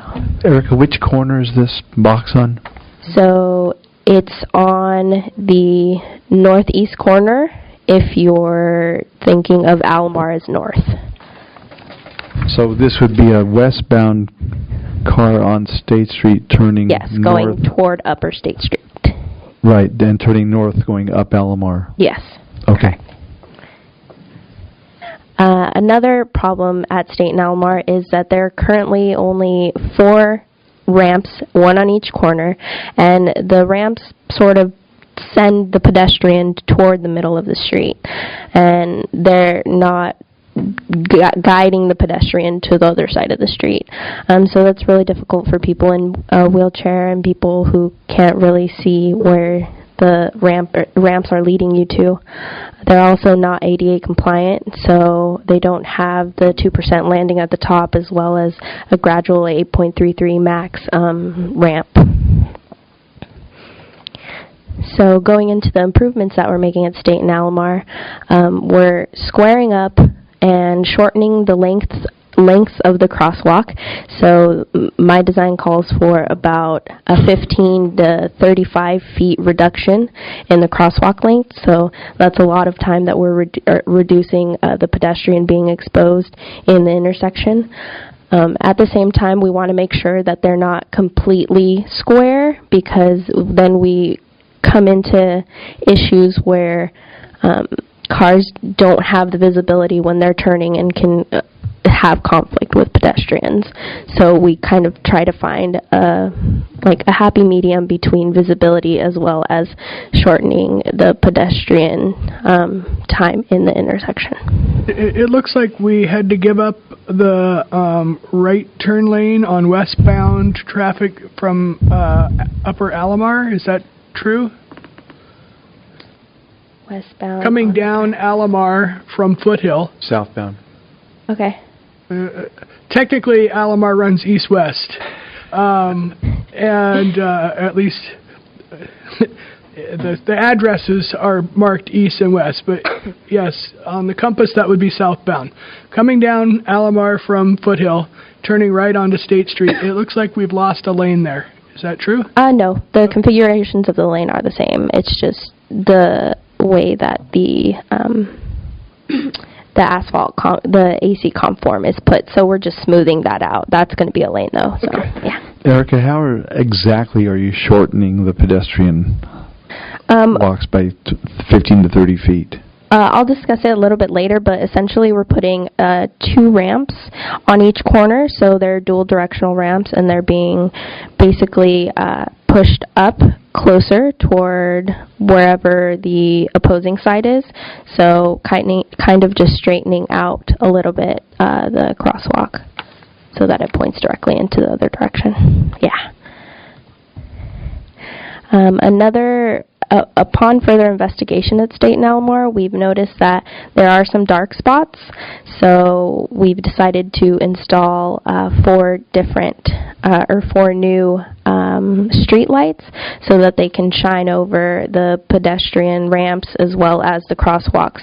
So this, at nighttime, can help both vehicles and pedestrians. As I mentioned before, the utility box on the northeast corner, we're moving it to the northwest corner, and we're just relocating it so that it's not in the pedestrian's way, it's not in the way of vehicles looking for pedestrians, so it's tucked away and not going to be an issue anymore. Lastly, the most time-consuming element of the project was creating the ADA ramps.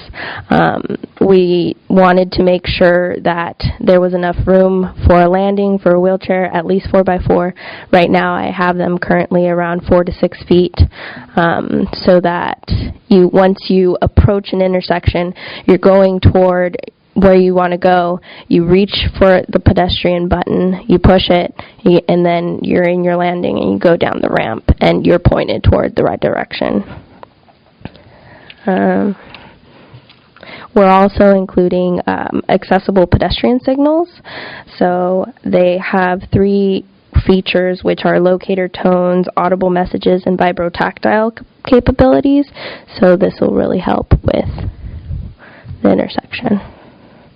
That's really exciting. Yeah. For those of us who live in the area. Yeah. So if you guys have any questions, feel free. Thank you for your time.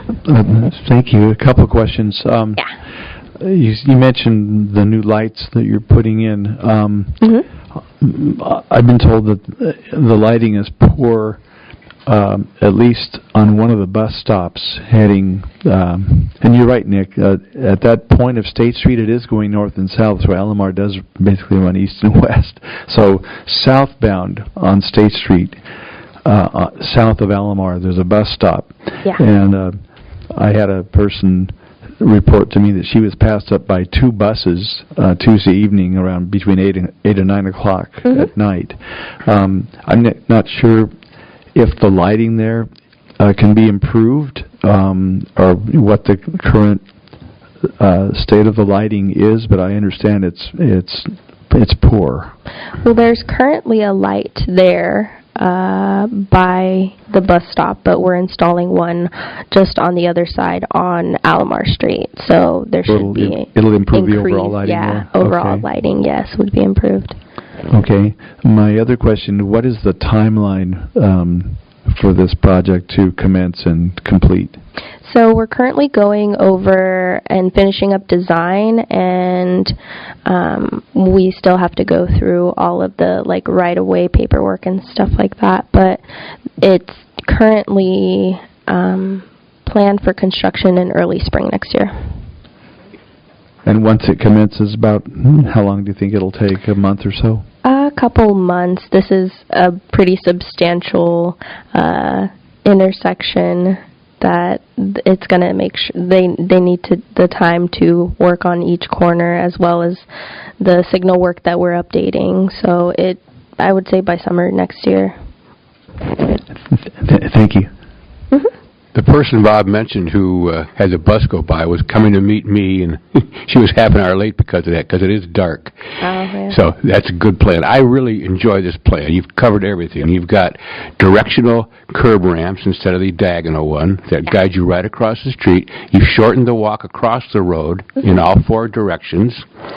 And you've also got accessible pedestrian signals that will have the locator tone in and the information and the tactile vibro. So I really applaud your work there. I think this is a really important thing. It's a tough intersection. Yeah. And I know this is a tough time to understand, but truthfully, Alomar runs directly north and south.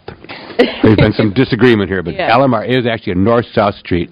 State Street is still at the 45-degree skewed, but I like the plan. You've covered it all. Okay. The diagonal crossings are so tough there. Yeah. And getting rid of that box is a very good important, too. So you have my full support on it. Thank you. I have nothing but good things to say about this project. It looks great, well done, and whatever Bob and Jim may think about north, south, east, or west, we have addresses on East Alomar.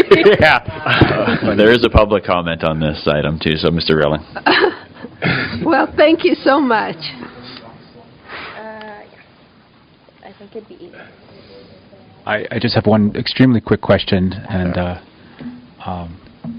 comment on the committee. I find the committee, I'm impressed with being very tough customers. So when you hear this kind of praise, you know, it's really meaningful.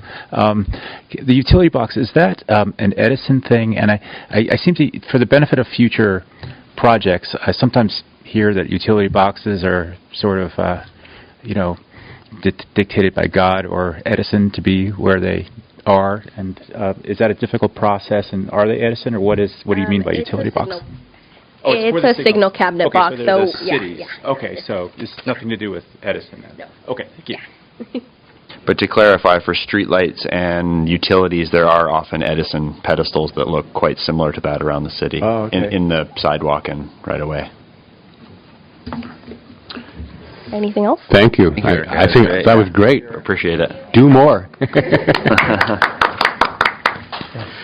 Okay, we're running late, but of course we need to have a break here. So 5 minutes, can you be back at... Would the committee want to do the engineering project update? Then we can have a break, and then we can move on to next item?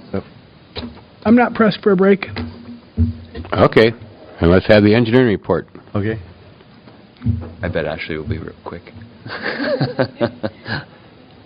Ashley just wants to get back to work, don't you? Morning. I do have a lot of work to get done. Good morning. I'm Ashley Hsu with the city's engineering division, and I'm here to give you hopefully a brief update on some of the projects that we have upcoming.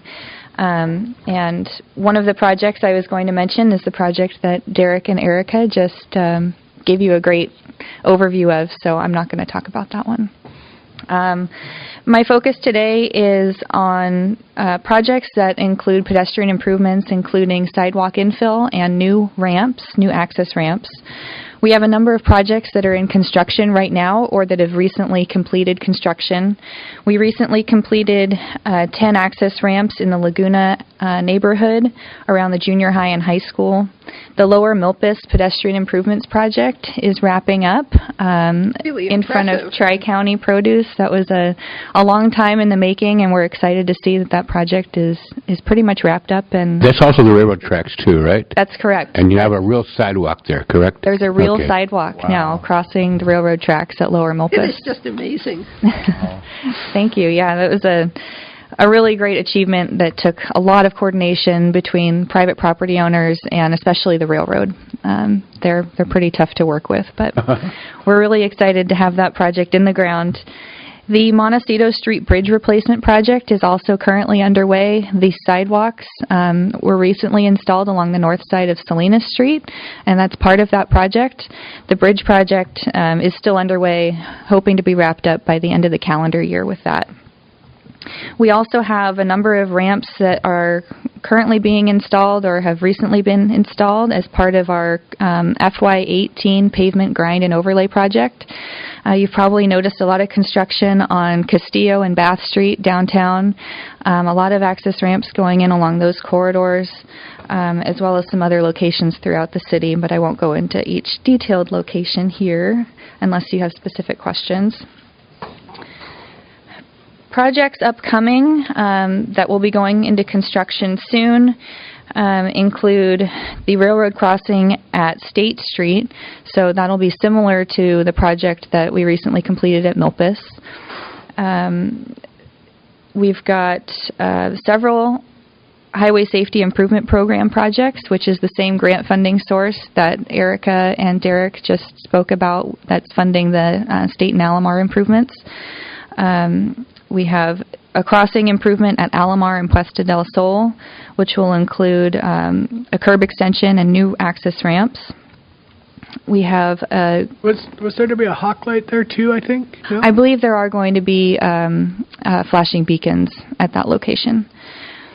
We also have an intersection improvement project over on the east side at the intersection of Carpinteria and Voluntario. That'll be installing curb extensions and new access ramps and corridor lighting along Voluntario Street. Another project that is wrapping up design is to install sidewalk infill along Old Coast Highway on the north side. It'll fill in that missing piece between about where the Muni Tennis Court is and Salinas Street. That'll be going into construction later this year. How many blocks long is that? It's about 3 or 4 blocks. Okay. Wow. It'll pick up I can't where... place it right now. So. Yeah, we had done an intersection crossing and a small amount of sidewalk about a year ago, right in front of the Muni tennis courts and the new playground that Parks was working to install. So this will pick up where that project left off. And then our second phase of the North La Cumbre sidewalk infill will finally finish a full corridor on the east side of La Cumbre from State Street all the way up to Foothill.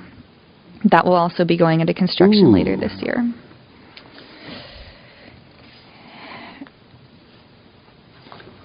And projects slated for construction in 2019, we're going to have a lot of ramps going in with our next pavement projects, both our slurry seal contract and our overlay contract, which will take place next year. Right now we have about 40 new ramps slated to go in with the slurry seal project, and we're estimating right now about 100 new ramps with the grind and overlay project. So I don't have specific locations quite yet, but that's going to be a citywide project, so you're going to be seeing a lot of new ramps going in, as well as retrofits for ramps that meet the slope requirements but are missing truncated domes. We'll be retrofitting those ramps with truncated domes. And they'll be yellow, right? They're currently slated to be consistent with our city standard, which is the terracotta, but I know that that's an ongoing discussion with our city engineer, so I'm waiting for direction on that if there is a change. And we also, Derek and Erica are also working on another Highway Safety Improvement Program project at the intersection of Carrillo and San Andreas. And that will be similar to State and Alomar, kind of shortening up and the crossings at that location and hoping to make those crossings easier and more accessible. And finally, we've got another CDBG access ramp project in the works. We're currently in design of 15 new access ramps in the Oak Park neighborhood, and that's primarily along Alomar, west of De La Vina, or south. South, or whatever. Downhill. Downhill towards the beach. Yeah. So that'll be 15 new ramps that'll be going into construction next spring. So lots of ramp work and lots of pedestrian improvements. So that's my brief update, and I'm happy to answer any questions. Just a quick comment, Ashley. I can't tell you how wonderful these new, I guess they're flashing signals. I'm thinking of the one at De La Vina and Calle Laurelas, right across from the patio restaurant or whatever that is. Right. I can't tell you how much easier it is to cross De La Vina. I'm not sure when I push the button how quickly, what the time delay is for the flashing signal to go into place, but cars almost stop immediately and allow me to cross safely. That's amazing. Those little flashing signals, what an improvement that is for a pedestrian like me that, is crossing a busy street that formerly had no light at all. And I was taking my life into my hands every time I crossed the street. And boy, what an improvement. I guess there are others around. I'm not even aware of where they are, but that's the one I use. I go to Trader Joe's all the time, and yeah, there's a couple on De La Vina in that area. There's one up at De La Vina and Samarkand. Oh, yeah. And then there's one down at Arden, I believe. And we'll be also putting one in at De La Vina and Vernon with the De La Vina Bridge replacement project. Good. In the next few years. Isn't there one by McKenzie Park, too? Yes, State and... That's right, State and Kai Palo, Colorado. Right. Where there have been so many accidents. Yeah. Well, thank you so much. You've been very busy. I do want to say I totally support you on San Andreas. I knew a blind friend who moved there and then couldn't get the bus because she could not cross that intersection. So she was stuck in her apartment. That's a very tricky one. It's like Alomar. If you can do the same kind of thing, shorten up the walking, get the accessible signals, that would be great. Yeah. One question about your ramps. Sure. I'm a little confused when I read this standard specs. It seems like they're saying we want you to use parallel ramps unless there's a problem in the ground that you have to use diagonal.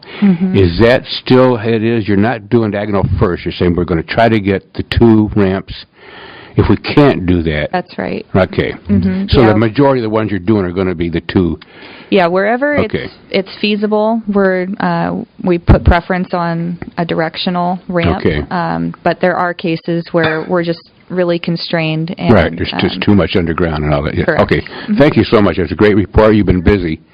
Thank you. We are busy. Thank you. Thanks for the feedback, and I agree with Bob and others. The flashing beacons are a huge improvement. I wonder if you have safety data to back their efficacy. I'm sure Derek does, but I know that we get really great compliance from vehicles with those, so they've been a really effective tool throughout the city. For Bob and my knowledge, how quickly, when he presses the button, how quickly does that go on? Right away? I don't know the exact number of milliseconds, but it's pretty instantaneous. Because, on some of the mid-block crossings downtown, it's not really right away. It's maybe 5 or 10 seconds. But That's these are, true. You think these are just really quick? They're pretty, okay, pretty good. instantaneous. That's a great thing. Thank you so much. All right, thank you. Thank you. Thanks, Ashley. There was one public comment. Mr. Riley. Very quick. When you mentioned state funding, is that SB1 or specific? Was there the funding sources that you're talking about? Is it? Sure.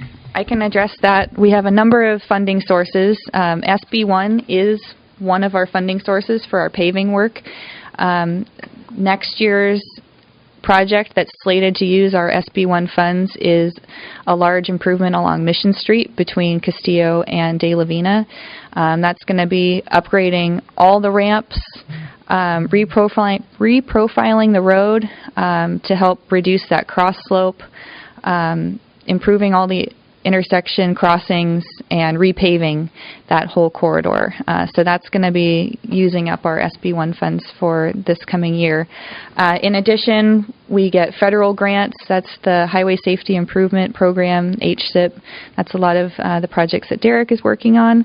And we have a number of other federal and state grants through the Active Transportation Program, which is now supplemented by SB1 through the state, as well as our local Measure C funds for paving work, which is how we're being able to accomplish a lot of these new ramps. Thank you.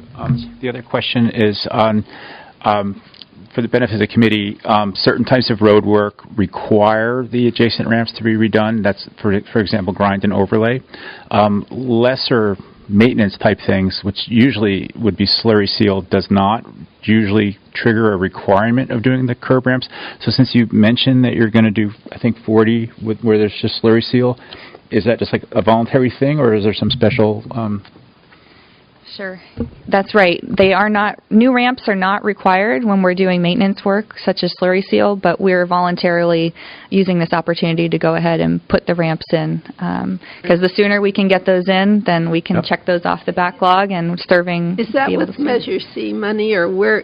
That is Measure C, yes, primarily. Thank you, thank you, thank you. You're welcome. Okay, just one comment, okay? And... Look, it's really great to get this kind of report, okay? So I'm just going to repeat something I said last year, that even better than getting this report would be finding a way to incorporate the committee in the future planning. I mean, some of these things are site-specific where, like, you know, the ramps are triggered by the road work or there's no choice to be made. Other things like what to apply for under CBDG or whatever that is, or something else, there's some planning and discretion that's way ahead. And I don't know how many years we'd have to start looking ahead to actually allow the committee to have some meaningful input on which locations are selected. I mean, does it need to be, 2022? I mean, there's some period of time ahead that it would be great at some point for the committees to have input ahead of time when there's in the prioritization process, Okay, thanks. Yeah, absolutely. Yeah. Yes, thank you. Thank you. So I have been participating in the ad hoc committee with Jim Dewey, and the purpose of that is to gain the subcommittee's input in prioritizing locations, and then we can try to figure out ways to accomplish those high priorities that are brought to us by the ad hoc committee. So I just wanted to mention that. This includes the ramps, then? You'd like the curb ramp prioritized in our subcommittee? Sure, yeah. Okay. Jim's been focusing on getting input on what the high priority corridors are and ways that we can accomplish improvements along those. And I hope I have a last question about your reconfigure at Mission and De La Vina. Mm-hmm. Is that going to be similar to Alamar and San Andrew? Are you going to try to shorten those crossings and make them a little bit less skewed, or are you able to do that there? We have less room to work with at that location, but we're going to do everything we can to tighten those up as best we can while being able to provide the compliant Terrific. ramp. Thank you so much. Sure. Thank you. Thank you. Can we take a 5-minute break and still have time for Nick? Okay. Is that okay with everybody? Yeah. Okay, be back at 25 after? Stretch. Thank you for getting this thing organized. Yeah. We're now going to hear from our member, Mr. Nick Kuntz, on the accessible parking guide update. Great. Well, Take it away, Nick. I'm going to try and keep this as brief as possible because I know we all want to get going and to lunch. So I took a look at this, and I wanted to trim it down. It felt to me like, well, first I should say, staff took the initiative to produce this, and that's great. I don't recall getting an opportunity to provide feedback on it before it got put out, but I guess we're here now. So I feel like almost the entire right-hand side of the existing document is superfluous at best. I find some of the data, it looks defensive, and like the at the bottom, the 36 installed, 9 removed. I don't think we have any way of verifying that. My blue curb audit seems to bring some of that into question, so I'm dubious of those. The 64% of parking violations being voided, I find that offensive. That's like the police department saying, backing why they don't enforce, because most of it's just dismissed anyway. And all of this at the top, where you cannot park with a blue parking pass, I think that's not necessary. It's filler. So none of that is included in the draft that I have here. I also wanted to get feedback from the visually impaired members of our committee about the contrast color choices here. Is this easy for you to read? Not for me. The white on the blue is kind of tough. Yeah, so I'd like to recommend, I don't have a layout, and what I've focused on so far is content in my draft. And so I'm just focusing on where you can park, because I think that it's pretty common knowledge where you can't park. And I want to keep this as positive as possible. Also, I found a lot of ableist language in here, and so I made an effort to focus on accessibility instead of disability. So I'm generally here to look for feedback on content, and then once we complete the review of the content, I'll come back and with suggestions on layout and presentation. One other thing that I'm trying to do in this draft is give site reference. You'll see in the footnotes I'm referring to California Vehicle Code or Santa Barbara Municipal Code, but I'd like to expand on that and provide as much reference to the ordinances and the rationale, the legal standing behind some of these positions, in case people have, want to take it further. I'd like to give them some helpful hints in pursuing that. I also I don't think that this is likely to be printed a whole lot, although it would be helpful in some cases, I think, to have printout that be able to print this out at home to show, like, valet parking people your legal rights as understood by the city.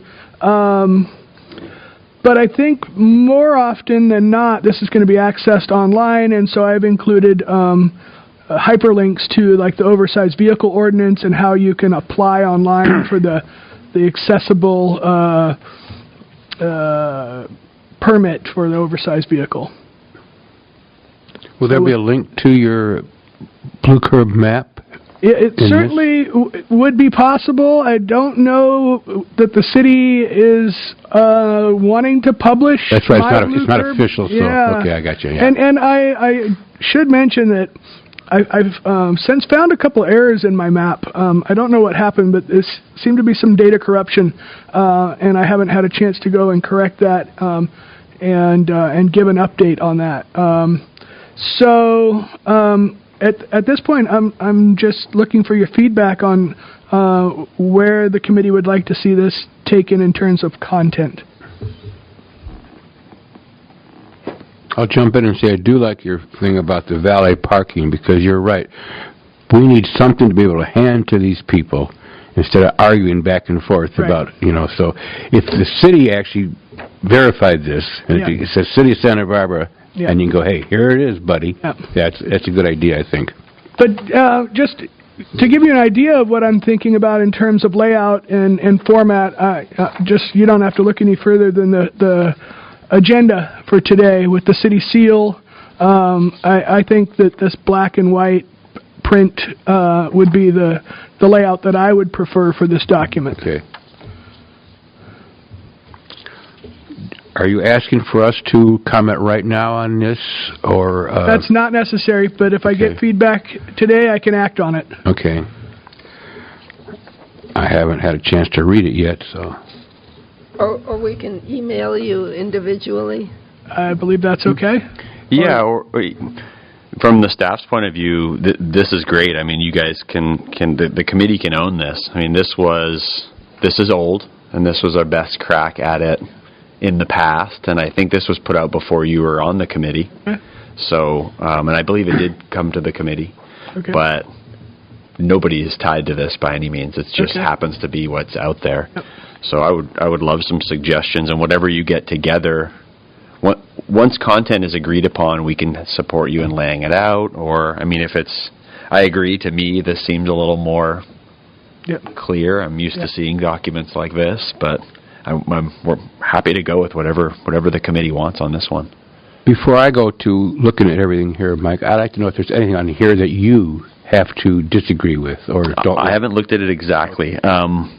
I'm a little weary of language that isn't truly an ordinance or a city policy and using that as some level of enforcement or handing it out to people. When you mention that, I just want to make sure that the information is correct. Right. I don't want it to be referring to nuance or our opinion. If it's referring to an ordinance, we need it to refer to an ordinance. Yeah, and that's my goal here. I would like to back all of this up with an ordinance or a municipal code or a vehicle code or something. I would like to be able to cite those references. There is somewhere where I started with waterfront parking. It's a weird situation there where we have the ability to call the waterfront parking division and notify the attendant on duty that we're having problems with the parking kiosk, and they will attempt to not ticket us. But I don't know how to word that in this. But I think it's important that we address that. Yep. No, and I could touch base with Waterfront and give them this verbiage and kind of see where their expectations are with parking, because I know their goal is to be accommodating. Right. It's not their goal to present difficulty, and so I'm sure they can help with what their best process is and how they want this to look. Yeah. To that, I wonder why Waterfront is the exception to the otherwise standard rule about the parking fees around town. The amount that they charge? Yeah, and the time. So we don't have the same policy on the downtown parking lots. No, and those are two different entities, and so the harbor kind of caters to the boating crowd, and so they kind of set their rates based on what they think is fair for the market. So I'm not sure exactly. They have a lot more real estate. They have more parking spots than you say some of the garages downtown. Can we ask why the differentiation exists? I mean, historically, I don't understand how it happened and why we continue. In parking rates? I think they're asking why there isn't even a waterfront parking department. Why isn't it just all parking? Is that what you're asking? Like, why doesn't the downtown parking division manage the harbor parking lot? Or why is the waterfront not managed the same way with the same sorts of rules? It's much more complicated for accessible parking at the waterfront than downtown. They're still beholden to code. I know there's been some issues there in the past, and those are things that we can discuss with them, and we have in the past with the parking meters. I know that was an issue, and I think that was unintended. Yeah. But they're not governed by any different code by any means. Because those things were so frustrating, and yes, if you knew to call this number and knew to talk to George or whatever it was, you could work it out, but if you didn't know those things, there was no way to find them out. So that was what was so frustrating. Last we heard from Carl, they said they're going to have signs up saying that. Yeah. Carl from Waterfront. Yeah. The difference here, I think, is that Waterfront has the automatic meters. Yeah. Downtown doesn't. So there are humans in downtown to go, I can't do this or that. You know what I find interesting is you just made a comment that speaks to a point of concern I have. I think these kiosks have kind of taken us much closer to the metered zones, and throughout the state, accessible parking placards allow you to park for free in metered zones. Yes. And I think that these kiosks should be treated the same, in my opinion. But I realize this is an ordinance, and I wonder what we can do to have some sort of official review about that now that we're moving towards these meters. Can we rethink that ordinance? That's a good point. I did bring it up to Carl. I said, if it's metered, it should be able to be free for the placards. And then he said, well, they can call. But I think maybe if you agree that Mike and his staff of people who want to make it city official look and say, what problems do you see here before we start looking at everything. But I think if there's going to be a problem, we need to know that from the legal standpoint first. Is that okay? Yeah, absolutely. That Mike just run through now and see what can't be done or what has to be changed. No, I think in general the concept is great. There has to be something on valet parking on this. Yes. And we're not quite there yet with valet parking, so that's a concern for me. If we want to get this out before valet parking is resolved, there may be some. Okay, I think I do there. Well, I disagree there. Okay, well, no, the only question is, can people park in a accessible spot which don't have a placard? And the answer is totally no. It doesn't matter if they're valet parking or not. Oh, yeah, no, but I just mean the city is still undergoing the process of a potential valet ordinance, so to really completely have valet parking and all the details and ins and outs on here, we'd be presumptive with some of the things. I agree to a certain extent. I think that we can address the current state in this document, and it's not like we're going to print 1,000 brochures at a great expense and have those distributed. It's an online document that people can choose to print. We can update it, and I think that I would make that a high priority when and if we get a valet ordinance change. I would certainly want to act quickly to update this document to reflect those changes. But seeing as that valet ordinance may not ever come to fruition, or it may take quite some time, I don't think that we should let that stop us from progressing on documenting the current status of the law. Can I make a suggestion? Do we really have to say valet parking, or is it really the fact that any parking lot that has an accessible spot cannot be used by non-placard cars? And we could say, and that includes when there's valet.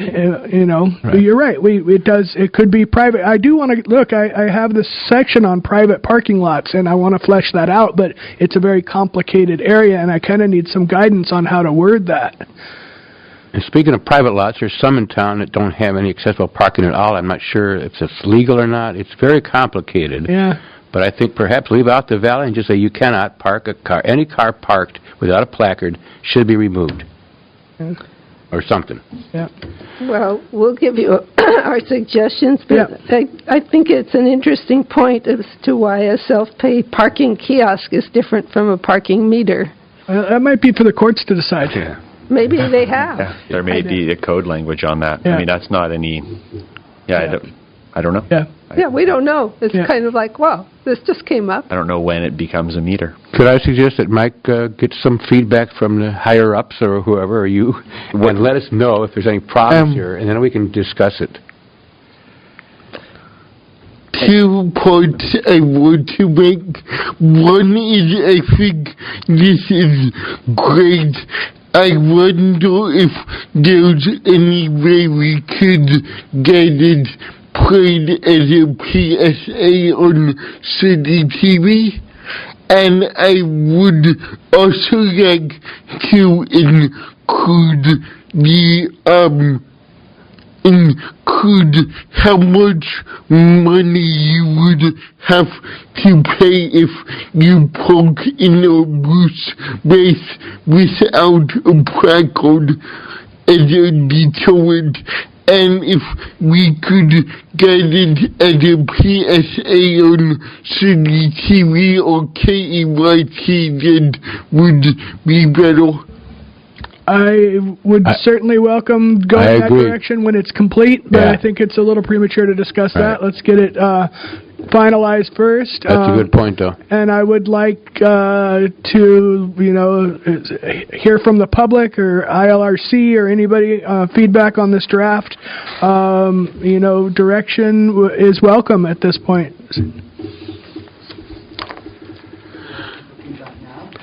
No, I'm happy to take it via email or any way you want to provide that feedback. I'm interested in accommodating everyone's concerns and requests. Are you saying you have some feedback now?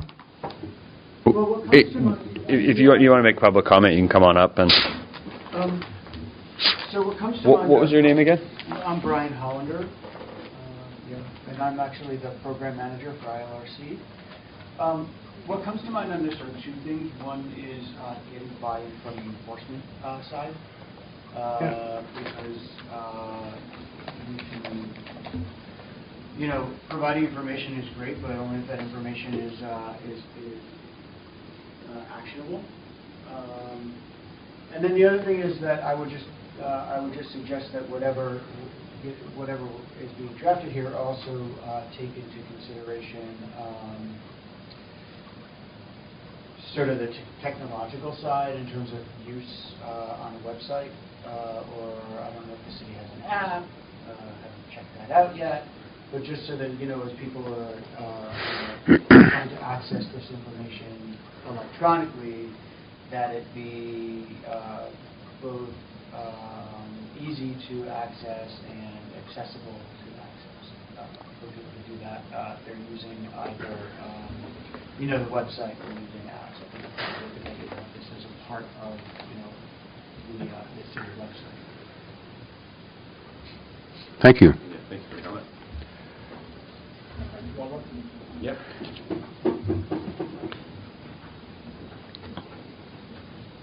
And you mind stating your name just so we have it on the... Janice Rodriguez. I actually found this on the website and have it in my car, and I'd urge you not to get rid of the cannot park, just because if you're ever in question, you can kind of whip it out and reference where you can and can't park. And I also used it as a city lot when they were trying to charge our accessible vehicle. I agree with changing the name to accessible parking to make it more inclusive. And I downloaded, there is an app where you can download. Part of that involves taking a picture of someone's license plate, the absence of a placard, and you supposedly can send it somewhere that will notify officials. I deleted it after having someone come out and see me doing it, and it became kind of confrontational. So I think a non-confrontational approach is best, especially in light of the recent shooting that took place where someone was confronting someone parking in an accessible spot. So just my comments on how to incorporate things, but I like them. Great. Well, I appreciate the feedback, and I will look at keeping the information on where not to park. Do you agree that it may not need as prominent placement as it has now? Absolutely. Yeah. Okay. Could be a B-side. I don't know. This seems like there's a lot of room here for better data, so it might be able to be incorporated in here. I also like the look of it. It's kind of approachable, less of like a city document. Maybe adding a seal would be good, so if you did show it to someone, it kind of looks official, but I like that it looks like it's for the public. Okay. So. I'm not sure if we're talking about the same app, and I do appreciate your concern. There is an app that I was trying to promote use of here, and I would like to encourage people to use it, because I think the data will be helpful, and I don't think that we're going to get the data any other way. And of course, if you don't feel safe using it, then don't. I wouldn't want to encourage anyone to do something they don't feel safe doing. But in my experience, when I document these things, I say, hey, I'm not looking to confront you. There's not anything official here. I'm gathering data. It looks to me like there's, a violation here of abuse. You're not getting a ticket. Don't attack me for documenting what I see, and that's how I would approach it. Well, thank you. Yeah. Thank you, Janice. Are there any other comments from anyone? And if not, we can adjourn. Are there anything left? I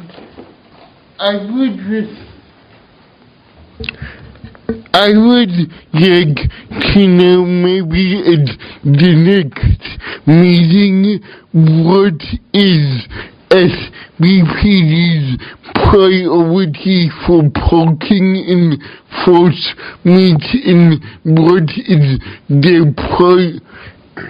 for parking enforcement both in the category and in the overall scheme of what they have to do. Because if if disabled parking is priority 11 on the list of parking enforcement, I would like to know that.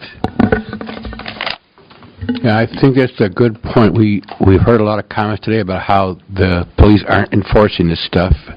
I know there's always priorities and stuff, but maybe Mike can find out with them what can we do when we have an enforcement case like that.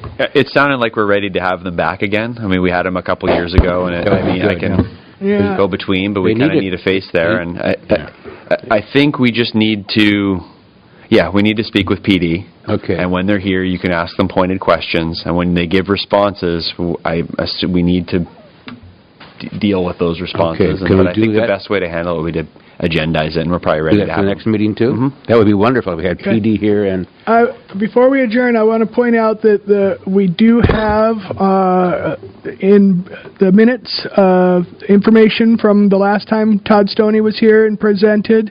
It would be useful for us to review that so we're not recovering ground.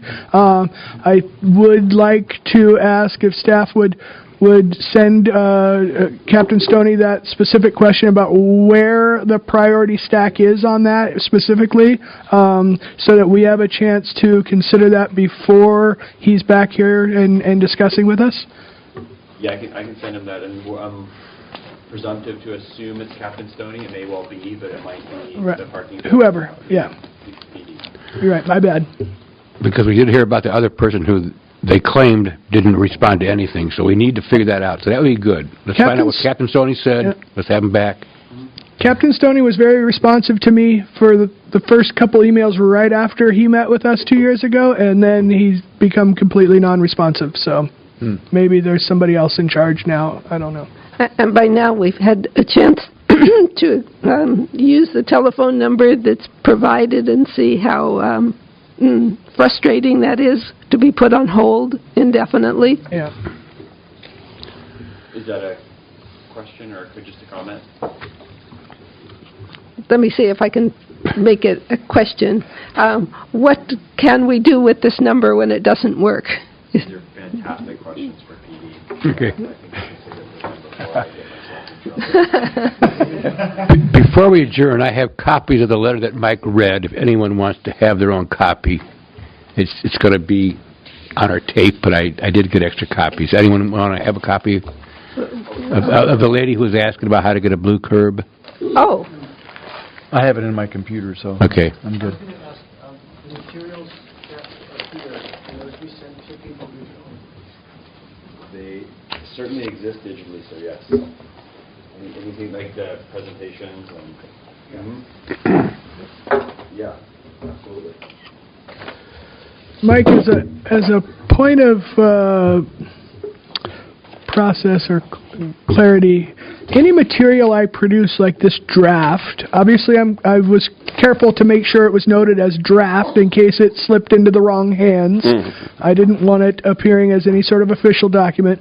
Similar with my blue curb audit, it may not be so obvious that it's a draft or that it's the work of an individual and not the work of the city.